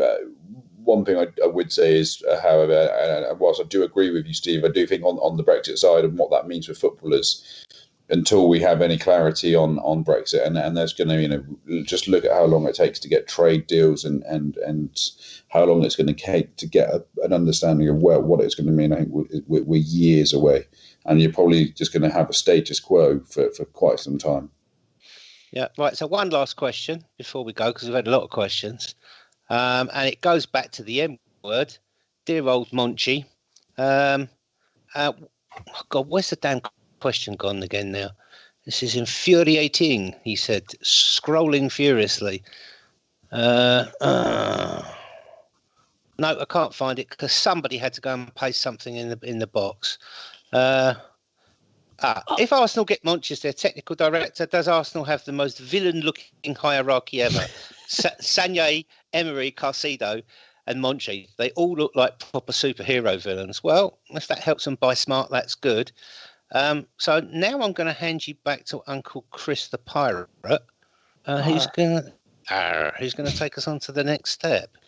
Yes, well, I'm actually going to sort of segue back to our very own Mr. Fife, because seeing as it's a section named after him, it would be only fitting that he goes with it. So Fife's Forum, what is the question, Mr. Fife? Okay, so this is quite a pleasure to be out reading out Fife's Forum for you this week. So the question is, will Arsenal ever be able to compete with the financial big four without huge investment from Stan Kroenke? And we've had a whole range of answers come in from our listeners, so thank you for that. So the Gooners podcast has responded, yes, we can, and out of his own pocket, owner investment in the playing squad has nothing to do with it. Whether we make smart decisions in personnel is the bigger question, but enough already with this myth that Kroenke is not taking money from his pocket has anything to do with our team performance. FPL Wenger, part of me says that we're a few players away from a top side, and part of me says that we're a million miles away, especially when we play the top four sides. Fraser Corbett intrigues us with, part of me says we are a few. Oh, sorry, no, read this one. We can with intelligent investment, selling players at the right time and a bit of luck from the academy. If Spurs can do it, surely we can now too. I mean, that's the Brexit spirit. Now I had to go down and shower. Interesting. Bobby, and Bobby always pipes up with a view, so thanks to Bobby for this. I think Silent Stan's left his wallet back at the ranch, and I've got more chance of dating Scarlett Johansson than Stan putting his money into the club in order to get back into the top four. So I'm not sure what Bobby's chances are of dating Scarlett, but fingers crossed they're quite high. Noir Confidential, apparently we're one of the richest clubs in the world, so theoretically, he points out, the lack of investment from our owner shouldn't be that much of an issue. Instead of worrying about the money we don't have, I think what's more important is how we spend the money we do have. Bringing in the right, he capitalises, players who can do a job and add something to the squad might not necessarily cost a fortune. It remains to be seen whether we have a structure in place to support the manager in such a way. Just finishing up here, Tufa with us. Ryan says, the caveat being that we have assets we can sell for large sums to make up the gap, and that we sell those assets at the right time. And then Finn says, yes, spending money doesn't necessarily mean success. Answer lies within smart recruiting, value, hunting, and effective coaching. So thanks for all those answers, guys. I think there's certainly a clear pattern from the pod today that actually the fans don't want us to just go out and spend stupid money on big name players. Actually, I think fans do, wrapping up, want us to be a lot more smarter in the way in which we use those pennies available to us. And so, as I said earlier, perhaps Liverpool or AC Milan, clubs that we could benchmark, but ultimately we need to go back to those basics, back to the drawing board, and find players who work for us. So thanks for listeners for all your answers. That was fantastic. Yeah, excellent stuff. Very good advice for him this week, and thank you to all for that. Just before we wrap up, seeing as we've got a little bit of time left, not a huge amount, I'm just going to give our panelists all a chance for a little any other business, because there was so much going on this week that I feel everyone should have a little platform. So you've all got 2 minutes each. Steve, any other business from yourself this week? What's pissed me off is a lot of people, as I went back to what I said about instant gratification. This guy's had 22 games. He's actually 4 or 5 points better off than Wenger was at the same time last season. He's in the same position. I think it takes a lot to change a culture of a quarter of a century. And I cast my mind back to when I dropped off of an airplane in Warsaw Airport in 1991 and found a country held back by a culture forced on them by repression. I'm not saying that Arsenal was repressive. What I'm just trying to explain is that when you have a culture that's so heavily embedded into people and people are brought up within that culture, they're acclimatized to it, they're comfortable with it. That's why you get David Ornstein explaining that other teams and other players view Colney as a luxury sauna and a bit of an oasis for the players and the coaches. And that's why it's so hard for Unai Emery to change all the wrongs of the past, the Jerry Paytons, you name it. It's why it's so hard to change it, because it's so embedded in the club. It's like coming in and saying, right, everybody, everything your mum and dad told you, every football coach ever told you, everything you've ever learned at Arsenal is wrong. Rip it up and throw it away and chuck it in the bin. And some people will go, okay, I can respond to that. I can have a go at that. Some people will think, yeah, all right, I'll try and do it. And they'll fail horribly. Hello, Mustafi. Other people just go, actually, do you know what? I've been here years and I know better than you. And I actually think I know more than you and I'm not going to do it. Hello, Ozil. And others will say, I'd actually quite like to stay here and contribute to this. And I can do quite a good job. But Juventus have offered me 300 grand a week. So goodbye, Aaron. But that's what he's facing. And he's also having to do it in the middle of possibly one of the worst injury crisis Arsenal ever had. I can't remember a time we've had 3 players out with ACL injuries and broken ankles. So for me, that I'm sorry, you're not going to want to hear this word, but patience. I've written this season off, as Dave said. We're 4 points off the Champions League places. We're still in the Europa League, and we've got 2 things to fight for, and we've got a summer window coming up where we might be able to get rid of a lot of dead would a huge amount of wages and bring the players we need in. So not too bad, really. Well put, Dave. Follow that. God, dear me. There's one. Let's change tack then. Let's go back to finances, because I thought Fife and Steve covered them very well, but we missed one point, and it's the critical point about this January window just passed. We have a limit on what we can spend on wages. This is nothing to do with UEFA financial fair play. It's a Premier League scheme that we've signed up to and may or may not exist going forward. Depends whether the clubs will agree to it again. But effectively what it means is that we can only raise our wage bill by a combination of, there's a set amount of £7 million, which is a percentage of what we've paid in the last year. £7 million isn't a lot of money. You can add to it if you grow your commercials. And as Steve was alluding to there, the deal with Adidas alone is rumored to be worth double what we were getting from Puma. So there's 30 million a year straight onto that extra commercial revenue. There will be presumably little bits and pieces of other commercial deals that be done You have a look on the website now and you see we've got all kinds of partners in all kinds of industries throughout the world. But that's growing. And as Steve also importantly said, we will be trimming the wage bill. I think it's certain that Aaron Ramsey will go. I think it's far from certain that Mesut Ozil will go, because I don't think there are any takers, and I don't think he's going to move elsewhere for 350 million a week, 350 grand a week. Sorry. So we couldn't buy anybody in January because we already used up to our limit. But now we move in the summer into a new year. There's new money there. And so we can start to use some of the cash that we have in the business. And in terms of the Premier League, we're the second biggest cash holders with something like £220 million, I believe. And that's timed in such a way that will probably include about £60 million worth of season ticket renewals. So you can't use it by any means all of it, but you have got a fund there for transfers that you can use a portion that they decide upon without going to Stan and saying, get your hand in your pocket. That would be a bonus. That would be the way to grow the commercials if we got extra sponsorships, say, from Walmart, would you believe? Yeah. Is that my 2 minutes? I think pretty much it is. And I'll just add to that as well, very briefly, is that this Adidas deal is a little bit more in depth than I think people first realised as well, in that we are going to be Adidas's fifth marquee team next season, which it sounds like a really trivial thing. But for those who don't know, Manchester United, Bayern Munich, Real Madrid, and I've forgotten who the other one is. There's another big one. Anyway, one other big club are the five named Adidas.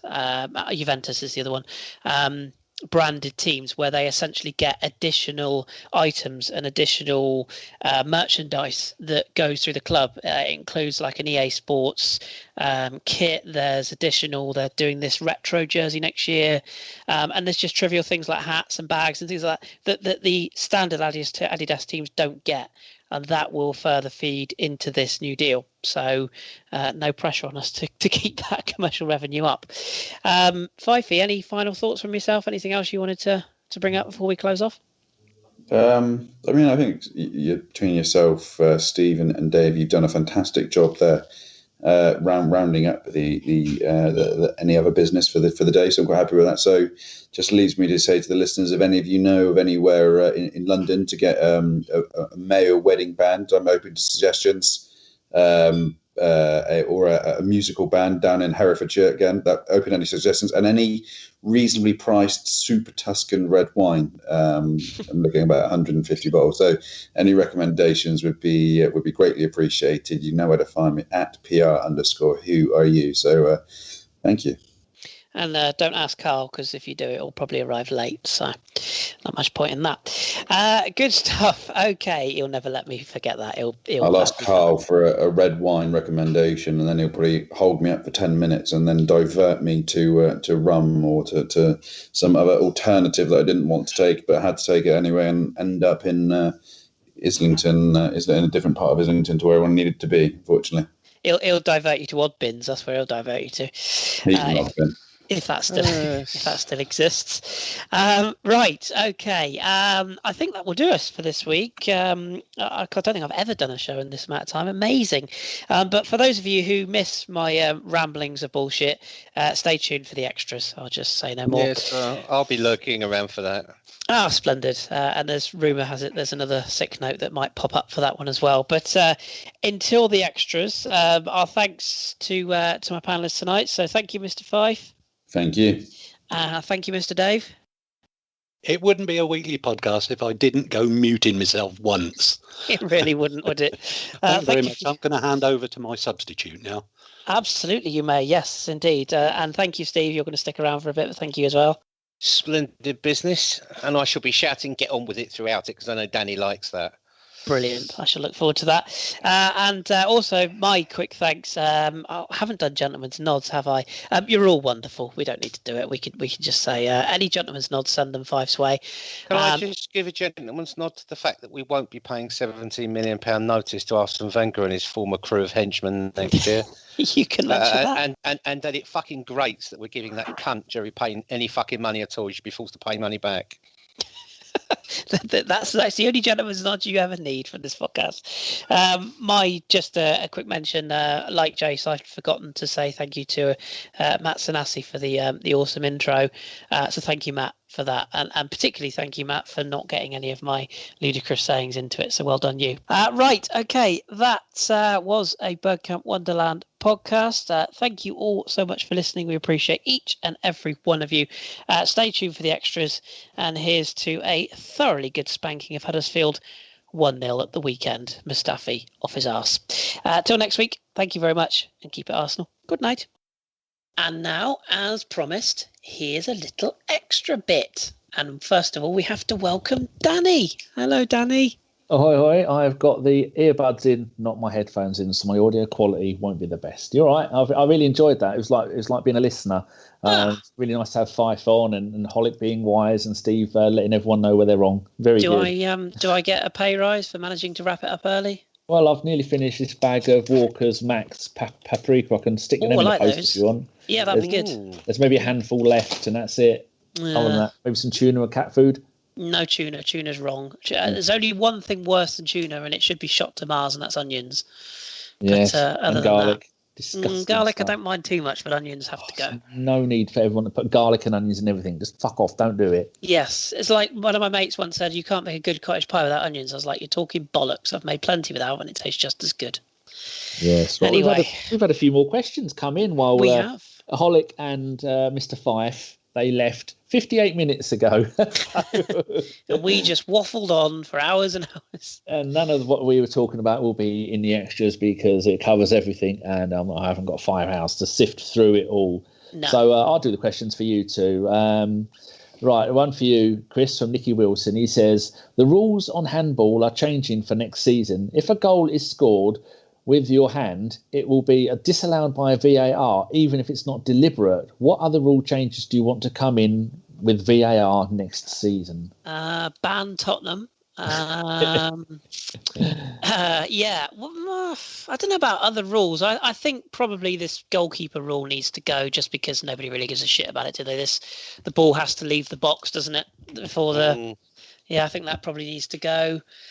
I think the only other one... For me, I would introduce a mandatory rule. If you go down on the floor and you're down there more than a minute, you have to go and sit out for 5 minutes for your own safety, which would suddenly cure all the rolling about on the floor. Yeah. Plus a mandatory yellow card for Son in every single game for diving. Oh yeah, that's a given. Yeah, 100% on that one. I think the only other one I'd be interested to see if they could do would be the stopping the clock one, just out of interest to see how it changes the game, the ball in play thing. What, let the fourth official control the clock when I'd like to see that. That would be interesting. I'm sure someone's seen it before or done it before. And in a game, there's like 15 minutes where the ball wasn't in play. Yeah. I don't think you can do that. That wouldn't work, would it? I'd be quite interested just to see just how it changed. I think 3-hour game would be like NFL. Yeah. Someone, how long is NFL? Well, it's 4 quarters of 15 minutes. How long's the whole match then? 3 hours. What? That's how it works. That's another rule, actually. Now you mention it, it needs to come in. They need to look more about time wasting, particularly by keepers. Yeah, we've been playing games against keepers, and they started time wasting in the 15th minute, for Christ's sake. And they're not even disciplined about it. I will be interested to see how this handball rule works, because at least we'll know 100% that it's a rule. Because I did laugh at, don't get me wrong, Bernardo Silva put the rebound in and we'd have lost the game anyway on Sunday, but I did laugh at how many people said, well, it wasn't a ball because it wasn't accidental. The fucker put the ball in with his arm. Yeah. Like, it doesn't matter if it was accidental. He slid in and it hit his arm and went in. It's a fucking handball. Have you noticed they only changed these rules after Arsenal have been fucked? So yeah. Now you can play a player who's played in the Champions League. If he gets transferred, he can play in the Europa League in the same season. Yeah. But we won't pass that until Aubameyang's played at Arsenal for the year and you've been knocked out of the Europa League. When it's been highlighted at its biggest point, yeah. Yeah, etc., etc. We would have won the Europa League last season if we'd have had Aubameyang playing. Yeah. I can't be proved wrong on that. A quick message from Mr. Schwinn, friend of the pod. He's coming to see Arsenal play later this month. If anybody can help Schwinn get tickets, let him know. That is at AFC SCHWINN. And he also asked, is Guendouzi our best young prospect since Cesc? Yeah, I think he is. Given what he's doing at the age he's at, and people also, somebody made a really good point on another pod. I can't remember which one it was, but Cesc came into the bloody Invincibles. I mean, yes, of course, he was still hugely talented. I'm not disputing that, but he came into a winning side. Guendouzi's coming in with the ship on fire and going down. Well, not, that's a bit exaggerated, but I think both him and Torreira were both good candidates for that. Yeah, Torreira's very, very good, but I think at 19 and coming from the French second division. Yeah, true. He's made a massive step up, and there are still people cutting him off, which is hilarious. I'll tell you what, doesn't do this, doesn't do that. He's got so much room to grow, when we were talking before, and you said, who was it? It's Andrew said that he got furious with Iwobi because he beat about 6 players, Guendouzi, and he expected Iwobi to make a run. And what actually happened was the first time he went to pass to him, he couldn't pass to him because Iwobi was offside. Yeah. So then Iwobi got back offside and got onside again, and he looked to pass him again, but he didn't make the run. No. And the third time when he did put the ball there, he didn't get there. That's why I got pissed off with him. Yeah, and the thing that I really like about him as well is no matter what situation in the game, he always tries things. He always tries to get the ball moving forward. He always tries to influence the game, and he's not scared of any fucker. It's not one player is he remotely bothered by reputation. No, just quality. So yeah, I think that's what I like about the two of them. He's there with Torreira. Torreira has taken the back seat and let him get on with it on the V City. Kevin De Bruyne has taken Guendouzi out, so Torreira paid the favour about 15 minutes later, as if to say, "Don't fuck around with my mate." And if we play our cards right, as Brucey would say, those two could be in the centre of Arsenal's midfield for at least the next decade, because Torreira doesn't have to rely on his speed. With his positional play. They can't be, Danny, because you're not thinking about resale value. Come on. Oh, of course, yes. We all know that's the most important. Amortization. Yeah, it's the most important thing. How much can we sell all of our best players for? Fucking pisses me off, honestly. Yeah, we've got 4 players playing in the Bundesliga at the moment. 3, isn't it? No, we've got Takuma Asano. Oh, of course we have the legend. And Nelson and Smith Rowe. Oh, no, it is 3 because Eddie Nketiah didn't go. No. Emery vetoed it, didn't he? I was just looking at our first team squad. How many players have we got there that have actually played in the Bundesliga? Half of our bloody team have played there. It's amazing. Tuba's having a good time in Greece as well. He's having a lovely time over there. Yeah, I remember someone from was it Olympiakos he's at? No, he's at it's the black and white badge. Salonika? No. Get on with it. Get on with it. You'll have to look it up. It's they're from a podcast. It's a black and white badge. And said, well, do you rate him? I said, no. There you go. Right, another question from Pop Debucci, Steve. Most people have mixed views on Kolasinac. I think it means Kolasinac. Maybe he's just being funny. Kolasinac, yeah. Yeah, it's a horrible autocorrect. Do we need to sign a top-class left-back in the summer, or has Kolasinac done enough to be first choice next season? No, we need to sign another one. He's good. He does get a raw time. His assets best going forward, but you need, in the modern game, you need 2 different types of positions. So if you're going to buy fullbacks, you need an attacking fullback and a more defensive fullback. So like we've got Bellerin as our attacking right back. We need a sort of more defensive. So essentially you need a defender who's really good at defending, and you need a defender who's really good at attacking, and because you're going to rotate, because Emery's the sort of coach who changes his system and his tactics. I don't think you can just have 2 forward-thinking right backs or left backs, personally, but that's just how I see it. You can't just rely on one player for the whole season. No. You look at the fucking injuries we've had. We've got 2 players out with ACLs. We've got 1 player out with a broken ankle. You've got Mustafi out with some injury, and plus also the problem with the shitness. Defenderitis, yeah. And you've got Koscielny with the I can't see the Aguero's behind me problem. So, you do have to rotate. I mean, I like Kolasinac for his outlet down the left, and you can clearly see that fucking defenders are scared of him. He's got quite a good bit of pace. He's got quite a shot of him on him, and he's sneaky when he gets in the box. He creates goals. But also, I like him for his thuggery. Yeah. He's one of the first ones there if there's a punch up. Right, who wants it? Right, you want to fuck around? I'll push you on your ass. Who's next? Yeah. Oh, yeah. Say, they don't want it. But, yeah, we've got to get a proper left back as well. Needs to work on his crossing a bit. I think he's very good from the byline. He's not so good at putting a cross in back stick. That's got to be worked on. But, yeah, I mean, he's still a very, very good player. I just think defending is not his best suit. And if you play 3 at the back, he's ideal. Yeah. If you play 4 at the back, he's really not. So, and I think Nacho's still got another year in him at least, I think. He's 33 at the end of this month. Yeah, but Bakary Sagna is still very good at 32, 33. I think it'd be a mistake to just bin Nacho. Yeah. You phase him out. Though, do you think his injuries are now behind him? I think at that age, no. Is it same with Cos, because at that age you're going to get injuries. But I think you're going to see quite a few defenders cleared out the side in the summer. Yeah. I think it'll be quite a shock for people. Steve. Mm-hmm. This is from Josh Robinson's. What players won't be with us next season? It's almost as if you read my mind. Right, okay. I'll start from the back. Peter Cech.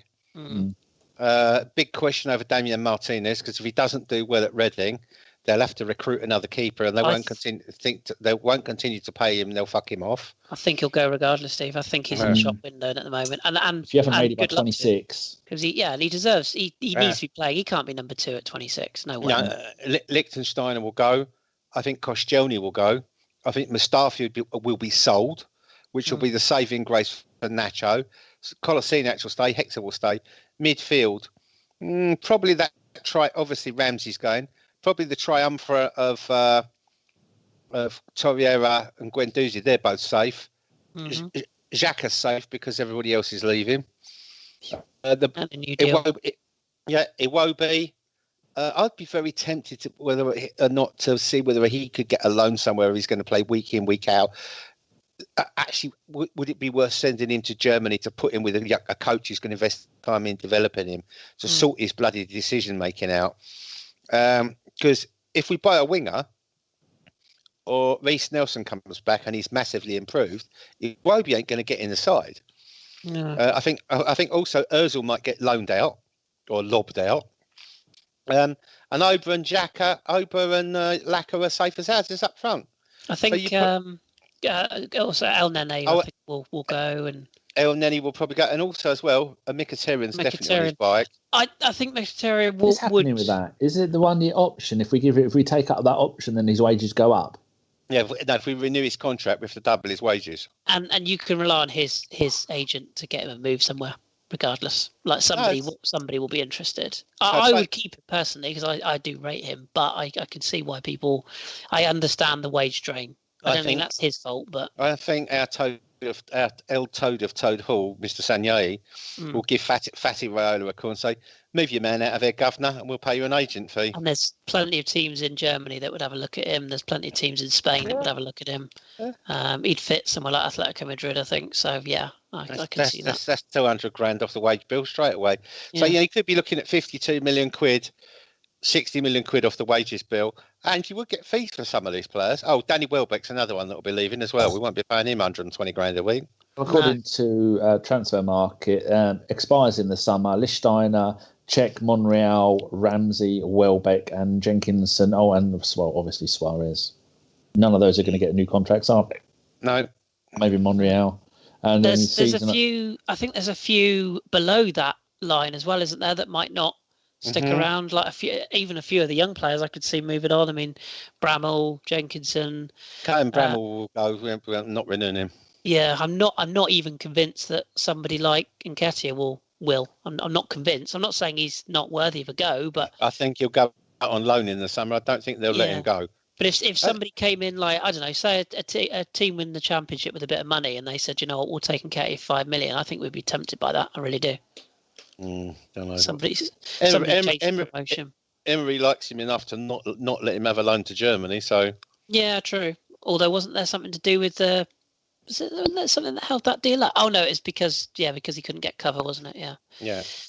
But it's the only John Jules and Balogun are the only two, and they're 17 and 18, something like that. Sakai as well. He's They 17 think very as highly well. of him, don't they? Yeah.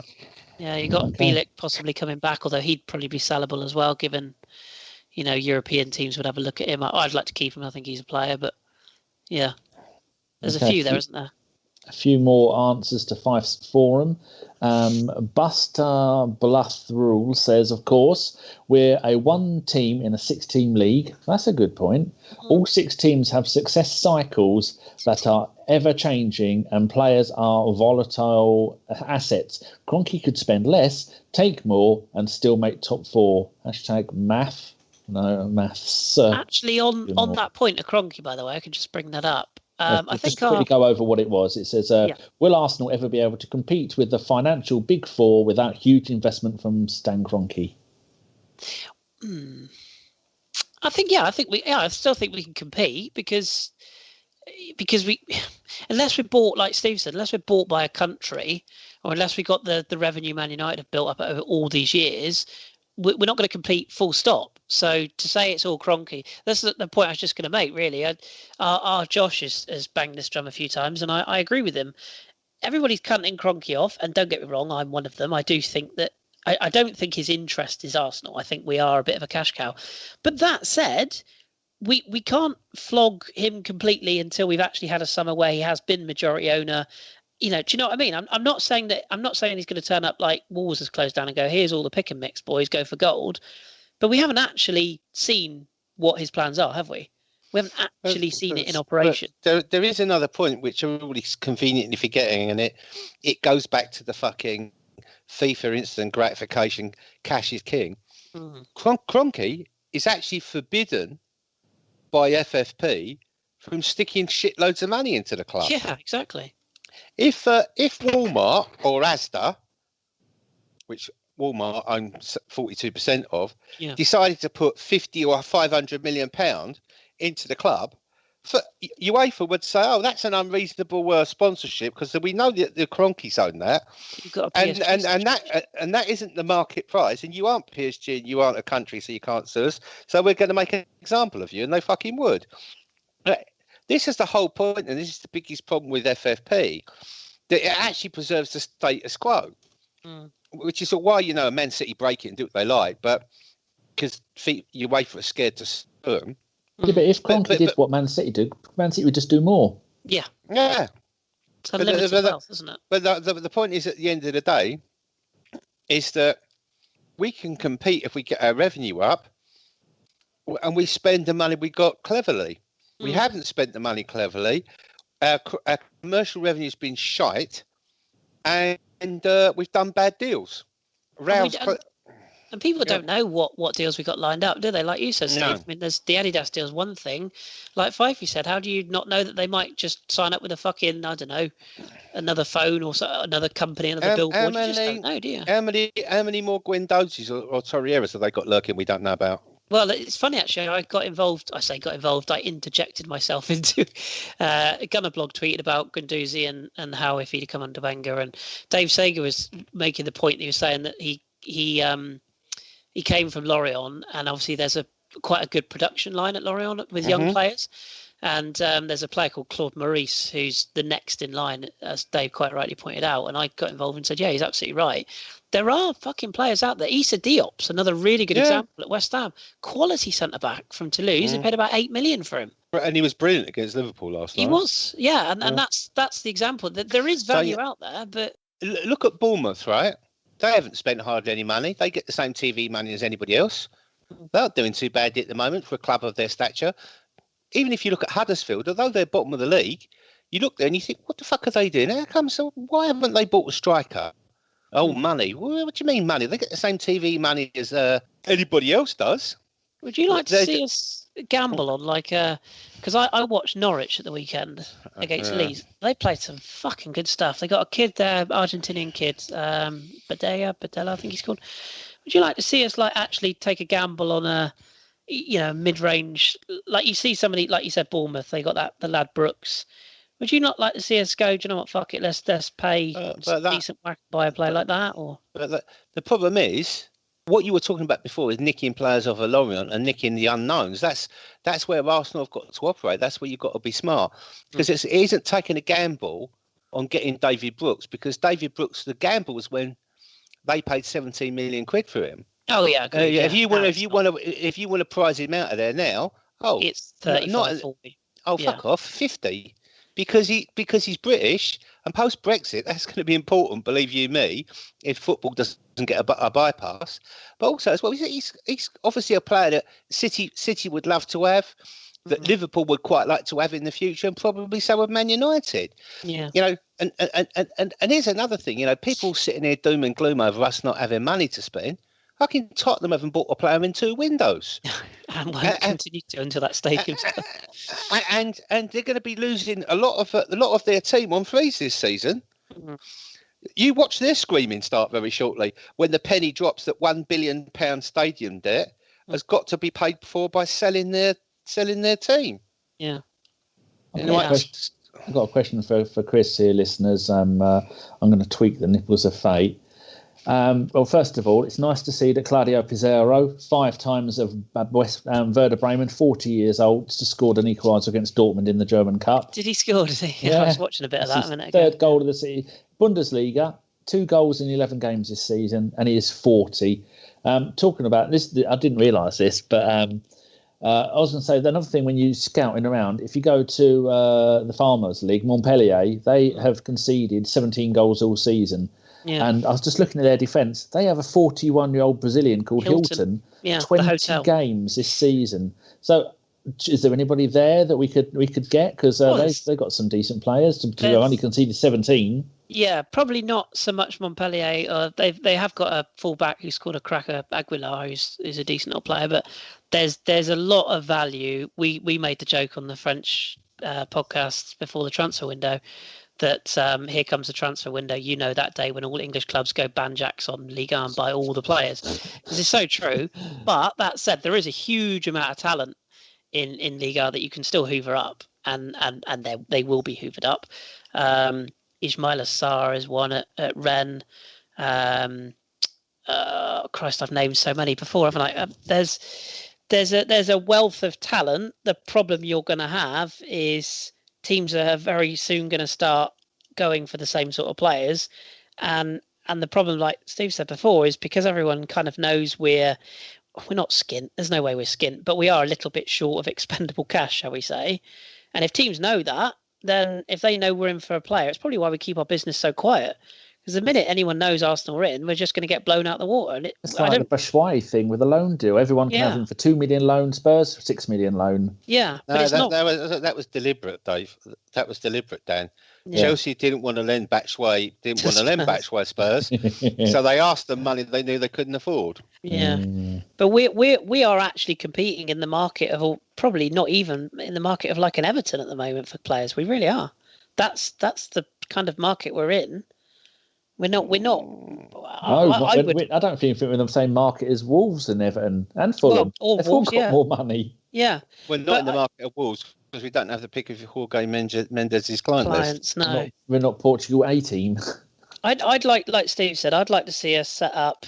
I mean, it'd be interesting to see what the new scouting setup is. I mean, I'd like to see us set up a network in. I'd like to see us go places like Sweden, Norway, Croatia, yeah, places like that, and find some of these gems. Poland as well. Yeah, and just give them a try. Genoa bought Piontek for peanuts.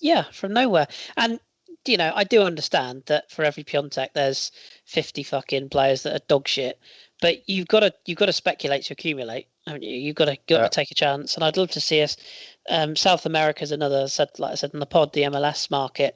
There's players playing in MLS that are easily good enough for the Premier League. Joseph Martinez is another one at Atlanta, but you've got to be able to almost 6 million though they paid for the other Atlanta player. Yes, PT Martinez has come in to replace Almiron, hasn't he? But you've got to take that chance. Look at Bayern Munich; they hoovered up the Vancouver lad, Alphonso Davies.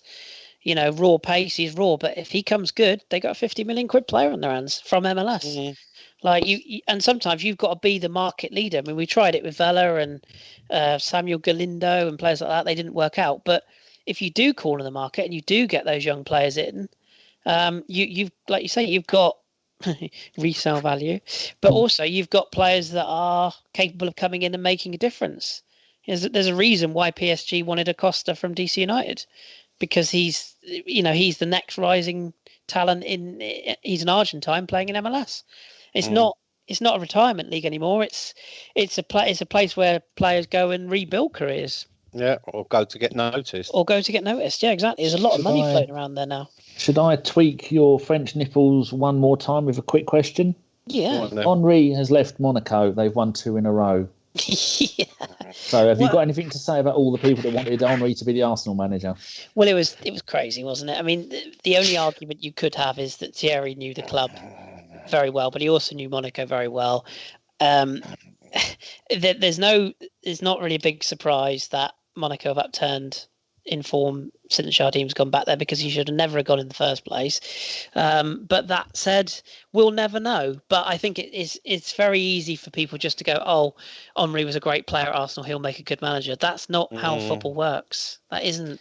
No, it's not. Actually, let's all sit here and think, can anybody name an ex-player who became a brilliant manager? Exactly. There aren't many. And people like there's names that come to mind like Steve Bruce, Brian Robson. Yeah. Kenny Dalglish probably might be one you might put up there that did, but he inherited a very talented side and a brilliant setup. But they're very few and far between. And it's captain hindsight, isn't it? Everybody's an expert after somebody's come in and failed, after everybody's, not done what they expected to do. And I think one of the big things as well is I think it's very difficult for some star players to go in and back to football again and understand, actually, I'm not a player anymore. I remember Ray Parlour telling a story about Glenn Hoddle, about how Glenn Hoddle used to take part in training and really be trying, to tackle hard and to ridicule the players and telling them that he was all better than them, and he's supposed to be the fucking manager. Yeah. So that says it all, really. Yeah. So it's no, to answer the question from the listener, it's not a big surprise that Monaco have upturned form. That said, they have changed almost the entire squad again in the transfer window. So, but yeah, I mean, Thierry might well be successful at some point. It might just have been a bad fit. And in his defence, he did take over a squad that was absolutely ripped apart. It was ripped apart in terms of the injury crisis they had. And he did go into a bit of a sinking ship at the time. So, it's not all down to him. But that said, I think he did get a bit of a shock, and I think the way he did certain things didn't work out very well. I don't think he particularly understood what was needed as a manager. I think it was a bit above his station at this point. Right, I've got some more Fifes Forum answers. Shall I read these, or do you two want to do it? No, go on, read them out. Yeah, go ahead. Okay. Right, Christian Andreasen says, not only the occasional season when all the planets align, last 2 seasons under Wenger, and so far this season, in brackets, not having a go at Emery, close brackets, I've had a feeling of us becoming a true Europa League team with an occasional cup win. Just look at our squad, not good enough. Remember, we were talking about Kroenke, and can we do it without his money? Nicky Wilson, who has just bought himself a new mobile phone, the Honor 8X, and he's as delighted with it as I'm delighted with it. That's 3 of them are sold for you, people at Honor. Because my mate Ren bought 2. He says, time will tell if Kroenke allows Arsenal to spend all of the money we generate, then possibly, because we do make more money per home game than any other football team in the history of the known universe. We would have to get very creative in the transfer market and turn the academy into a money-making business. If the 45 million budget is true, then no chance. Well, if there was a budget, 45 million, they wouldn't fucking tell us, would they? And that doesn't include, like Steve was saying, all of the money we'll be saving on wages with half the team leaving. And Pop Debucci, this is the final one, I think. He says, no, in capital letters of an exclamation mark, and there's 2 points. 1, players are player prices are inflating every year, so budgets to sign quality players will need to be increased every year, which is the point Andrew was making during the pod. We had more money than any other team, and we kept hold of it. And then we ended up doing nothing with it. And then the year later, when we want to spend it, those things that we could have bought for fuck all cost a fortune. Number 2, in order not to be negatively affected by injuries or bans to compete these days, you need a squad depth with world-class players even on the bench, which is never going to happen with ours. No. I've got to say thank you to. I've been making a point of following hundreds of people. Last month on the podcast account, I followed 1,500 people, but we got 477 new followers. So hello, if that's any of you lot. And this month we've had 18 already, which is really good. That's cool, yeah. Right, the next thing I wanted to do was quickly go over to George Bird's site, which is arsenalyouth.wordpress.com. You should change that. We were talking, someone said, why is Mavropanos being left out of the Europa League thing? Right, so he has said, this is an article on his website. Arsenal have submitted their updated squad list for the knockout stages of the Europa League with Konstantinos Mavropanos, 3-1 odds, I was going to get that right, and Cohen Bramall being left out. The Gunners have added January arrival Denis Suarez to their squad and, as a consequence, had to leave a non-homegrown player out, with Mavropanos the individual to make way. Bramall, meanwhile, was also left out of Arsenal's squad for the group stages. UEFA rules state that teams should name 8 homegrown senior players in their squad, but the departure of Martinez to Reading on loan means that Arsenal only named 7. Therefore, they had to name a reduced senior squad list of 24 players. Mavropanos isn't eligible for the B list for the under-21 players. As to be included on that list, players have to have been at the club for 2 whole years. Arsenal's 7 homegrown players are Bellerin, Ramsey, Iwobi, Dejan Iliev, which is what I was telling people. That's the Macedonian under-23s keeper who's not very good. Holding, Welbeck and Carl Jenkinson. Ashley Maitland-Niles is on the B list due to being under 21 at the start of the season, while Guendouzi is on the senior list as he has only joined the club last year. And with regards to young professionals, Jordan McInniff is also not included due to the length of time he has been at the club. There you go, you two. I think that covers it perfectly, doesn't it? We couldn't have the 8, so we have to have a reduced squad. Yeah. Much like Man City when they were financially doping, they had a reduced squad.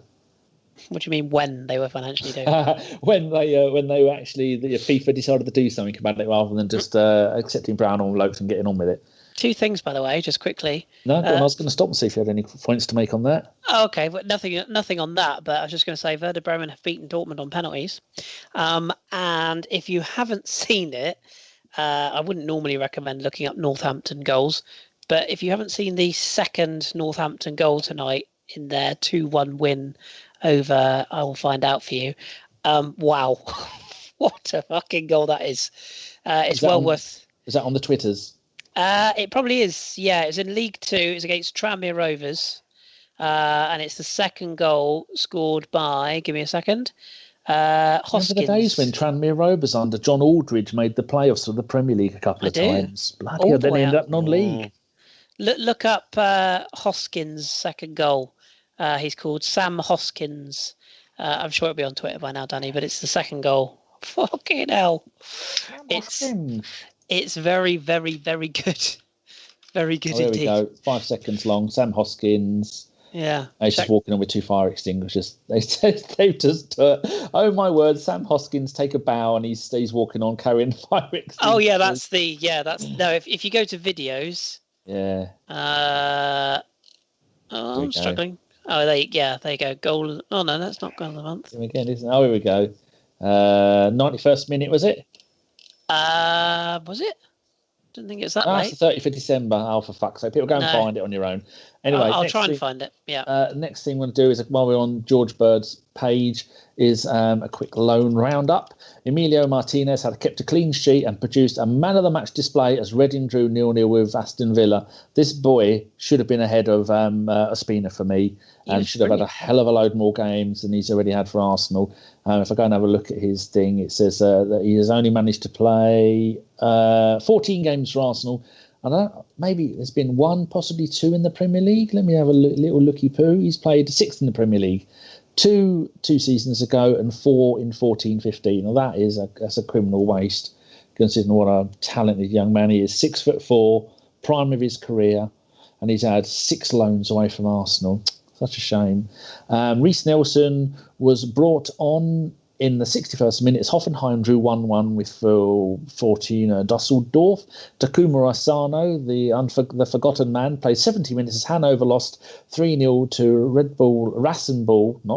Leipzig, for whom Emil Smith-Rowe missed out through injury. I thought he missed out because he hadn't signed in time. Callum Chambers played the full game as Fulham lost 2-0 to Crystal Palace.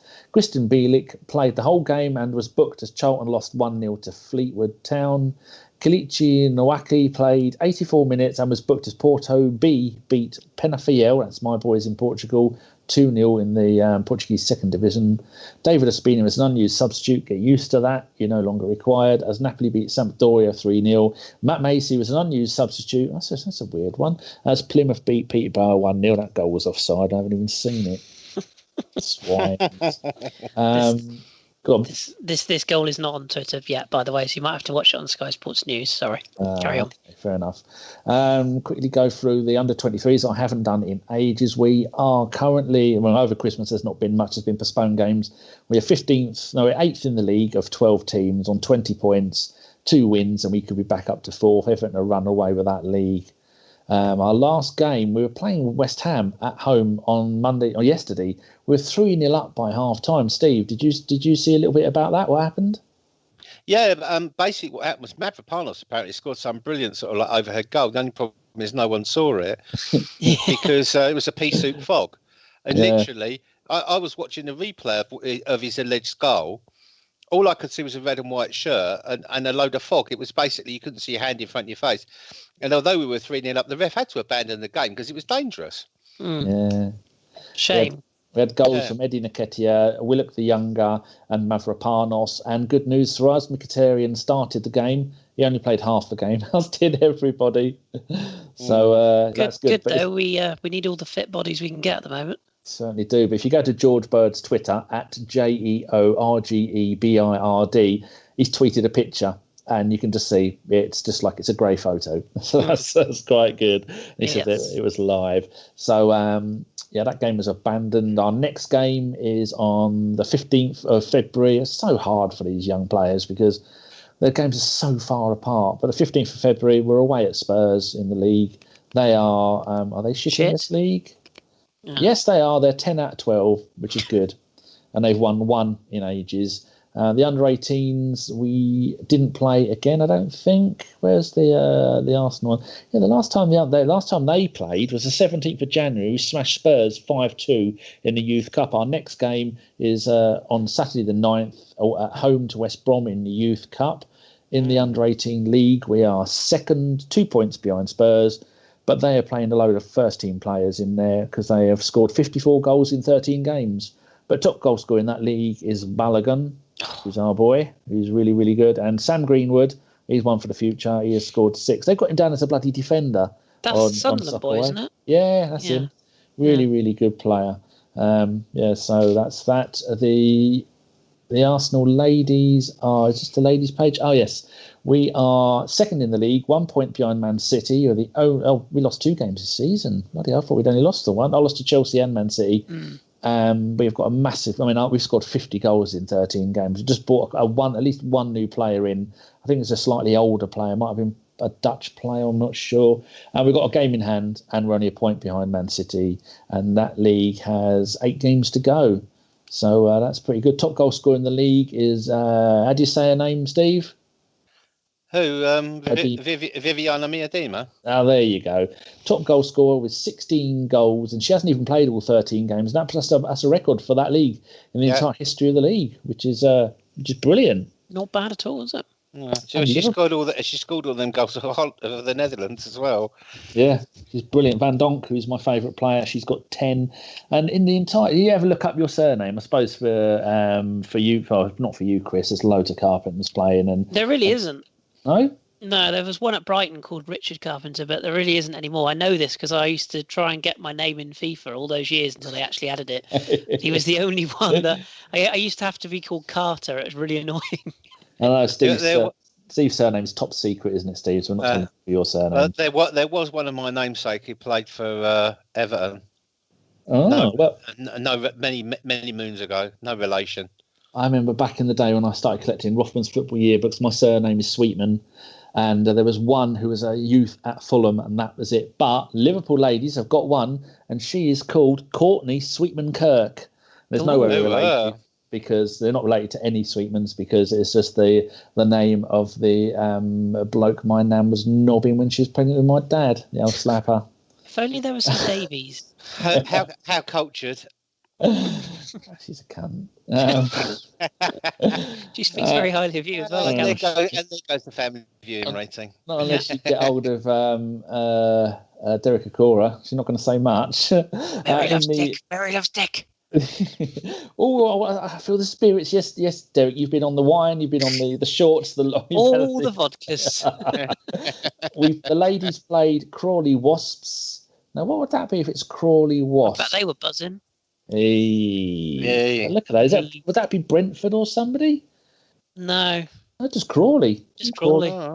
It's a shithole, Crawley, by the way. Crawley Wasps are the ones that have asked the FA why it is that they're not playing parable FA Cup money to women's side to save the net. Yes, it was, wasn't it? Yeah. And it's caused a huge stink. Of course, all the gammons on Twitter have exploded and gone absolutely nuclear on it. But actually, I do think they've got a valid point. Yeah. If they got the FA Cup for women sponsored properly, why can't they pay them decent money? Yeah. And they need it more than the other clubs do. Yeah. They certainly do, because you need a more level playing field. Otherwise, it can be the big teams that are running away with it. Honestly, trying to see if we can find out who Arsenal signed. Anyway, so we beat them 4-0, I think it was, in the FA Cup. And next round, we're playing Chelsea.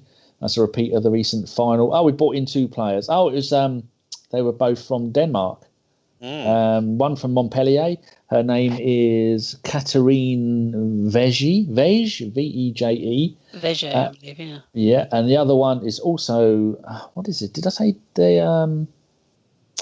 I think that's the Danish flag. Come on, load up, you shit. Yeah, Danish flag. Janni Armf Jensen, who is 32, seasoned international, and we've got her from Linköping. So I knew we brought a couple of players in, and one of them was an experienced. Did you say her surname was Jensen?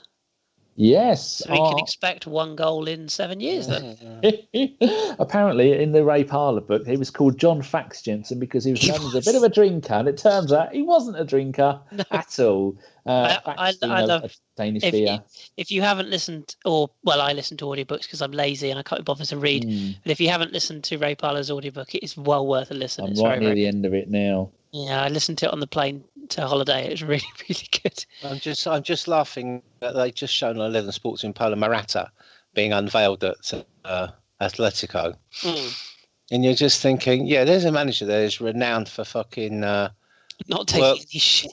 taking any shit and work rate and not being crap, and you're substituting for Costa. I wonder how long it's going to be before he has some sort of breakdown there. What's going on with Costa there, though? He's gone bugger all. He's fallen off a cliff, yeah. They paid like 60 million to get him back. They lost at the weekend as well, didn't they, Atletico? I think I'm right in saying. Who's making noises? Stop it.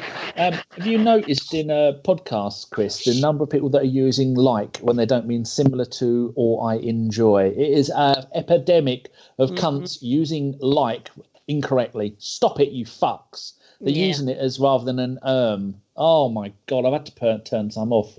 I blame rappers. Like, yeah. I blame who shoots people, not rappers. Guns don't kill people. Rappers do. No, I actually blame the British education system because they don't teach grammar at English schools. Oh Christ, anymore. You could blame Jesus. Yeah, you could. Honestly, you could blame that for everything. Some of the stories, Sean. She's just been given an 8-week from uni thing at a school in Leicester. Oh my God! Good luck there, love.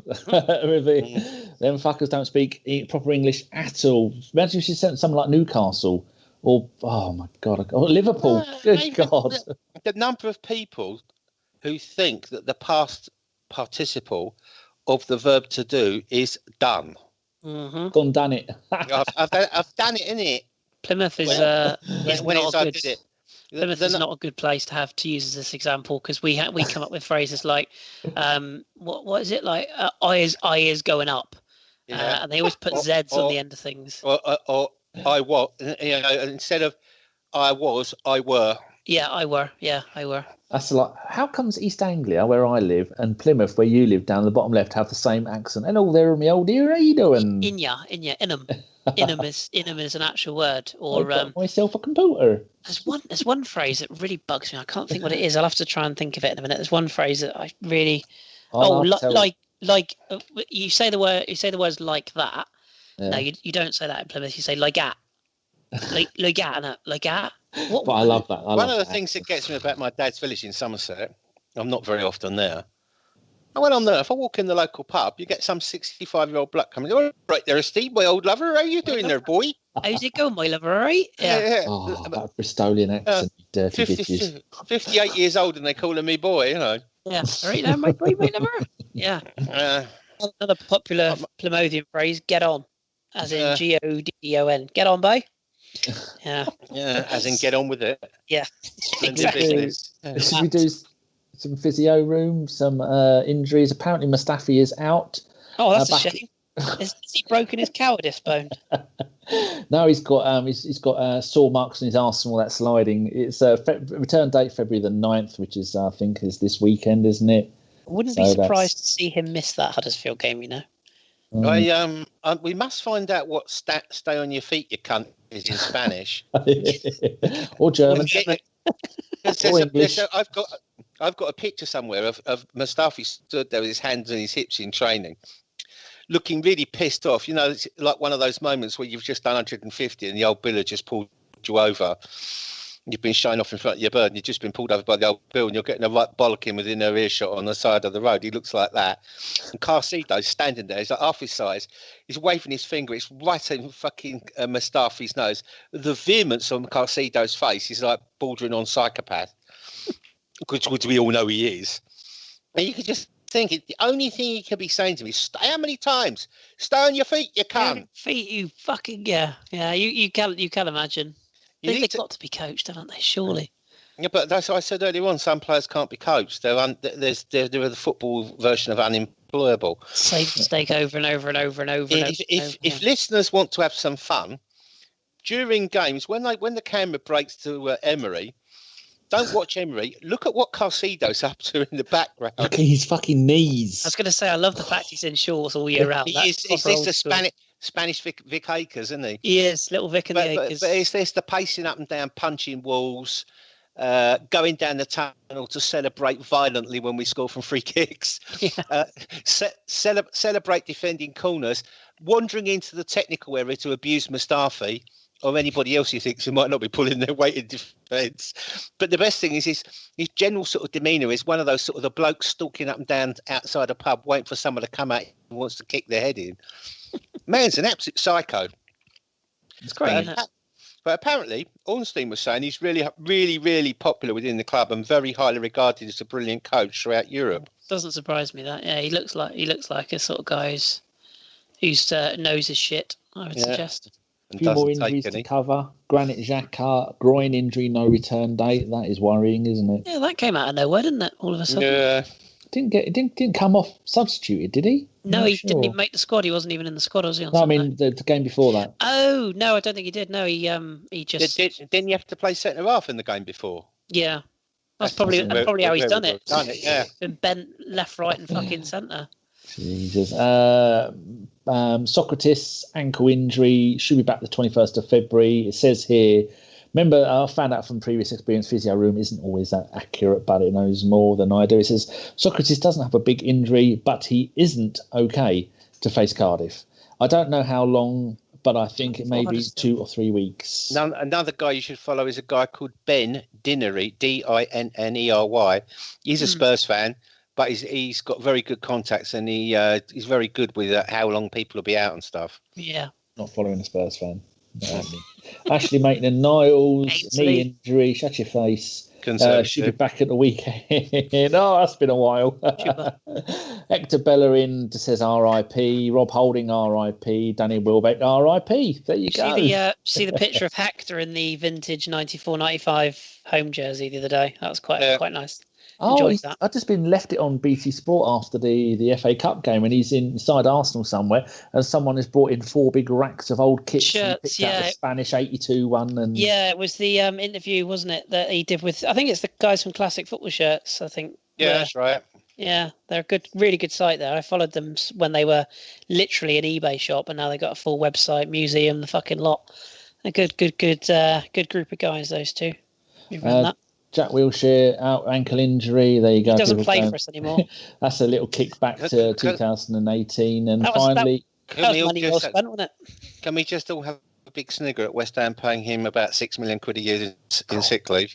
Still, he's paying for his nursery bills. So we're going to rocket it back to 2012. Sammy Nasri calf strain. Sammy needs 1 more week in hashtag Drip Doctor.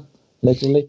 So there's no point looking through all the other. What a day on Twitter that was. Yeah, that was quite the day. when his girlfriend got hold of his phone and went absolutely radio rental. Fucking brilliant. Can't find any more ex-Arsenal players that are injured. Maybe Everton have got a couple. I think Walcott's career is just injured. Poor old Theo. Unlucky Theo. Oh dear! Whoever sold those players, how did we get away with charging Everton £20 million for people say we don't. People say we don't sell well. We did all right there, didn't we? How did Arsene Wenger got £3 million for fucking Seagang? Yeah, Oxlade-Chamberlain, was it 40 million? Yeah, fucking genius. And that could go up. That would have gone up if they'd have won the Champions League. So I'm glad it stayed where it is. I'd rather forego the money than have those cunts sleeping up and down again. In fairness, Oxlade-Chamberlain is a decent player. I can't deny that, but I don't think he was brilliant. But okay, right. I think that could. Oh no, it's on the wrong button. That could well be it. We've covered. There's no more questions. They usually trickle in. People are going to look at this podcast and go, "Oh yeah, Carpenter's hosting it. It's been a fucking long podcast." No, I shall put that as 2 parts. Yes. You just put the important stuff in the first bit. Hello. Oh, there will be. Goodbye. Yes. The important bit with people who talk sense in the first bit, and then I just equalised. Are you playing fucking FIFA? I might be. This guy has absolutely cunted me the entire game, and I just had a breakaway in the 93rd minute and scored for Zlatan, and he's quite angry about it. I've just committed the ultimate granddad sin of putting your black glasses down on the black sofa and not being able to find them. No, you'll find them later when you sit on them. Yeah, that's all. I've just been looking to retrieve them. Yeah. I refuse to get FIFA until it's 20 quid or less, and it's 33 quid on Amazon at the moment. I should give a shout out actually to Ahmed. Ahmed. Oh, I can't remember Ahmed's surname. Oh, Systemo. Systemo, yes. Yeah. Why? You playing him? No, but he's been giving me FIFA tips, and he's been listening to me. Me and Mr. Hollerfriend have been comparing packs. His pack luck is insane. He's getting all the good players. And he doesn't even need them, and he's brilliant at the game. And I'm getting shit. Yeah, he competed in his first ever online championship last week, and he did very well. So well done, Jeff. You git. Is Florian Pogba in relation to the Pogba? Who? Sorry, he's got a brother. Pogba. Florence, isn't that his brother? Oh yeah, it is. I think he's just signed for Atlanta United. Yeah, he definitely has a brother. I didn't know that was. There's a picture of him and Pogba slapping each other. So maybe I can't remember to go. Oh, siblings. Yep, Mateus Pogba and Paul Mateus. Pogba. Yeah, Mateus was the one I was thinking of. I didn't know Florian was 28. Is he really? Yeah, so he's not even young. Florentine defender spent get on with 6 seasons with Saint Etienne. Go on, Steve. Give it one of your best. Get on with it. Go on, Chris. Shut the show. As Jace would say, Boyle, wrap this shit up. No. I've got this down to a fine art. Splendid business, isn't it? Here we go. I'll let Steve do a splendid business. Okay. Splendid business. And I'll end with this. Tappy! Get those likes in, you cunt. There you go. That's my very best. I did drop a C-bomb there, but you brought the bloody. You hesitated before you said it. People could hear the hesitation as your brain went, "Don't do it." Oh, I couldn't help it. It's like earlier on when I was talking about Kevin Thingy, and in the back of my mind, all I could do was Danny thinking, "Don't say it, don't fucking say it, don't say it." So I was talking about a song that time before the derby, and I went, and then there's that He's going, "Don't say it, don't say it, don't say it." It's like whenever I see a certain Tottenham player score, Steve, I always have to rein myself in from going, "Oh, there goes the." No. We all know what Steve's thinking. Yep. Yeah. That won't be going anywhere that is traceable. I might have gone on my Twitter timeline once, and I had to hastily delete it. Right, close the show. That was the extras. That was part 2 and the extras. Sorry, that was part 2 and the extras. I don't get paid for this. Good job, really. Anyway, that was a Bergkamp Wonderland podcast. Hope you all have a jolly good week, whatever you get up to. Thank you so much for listening, and keep it Arsenal. Tappy, tappy.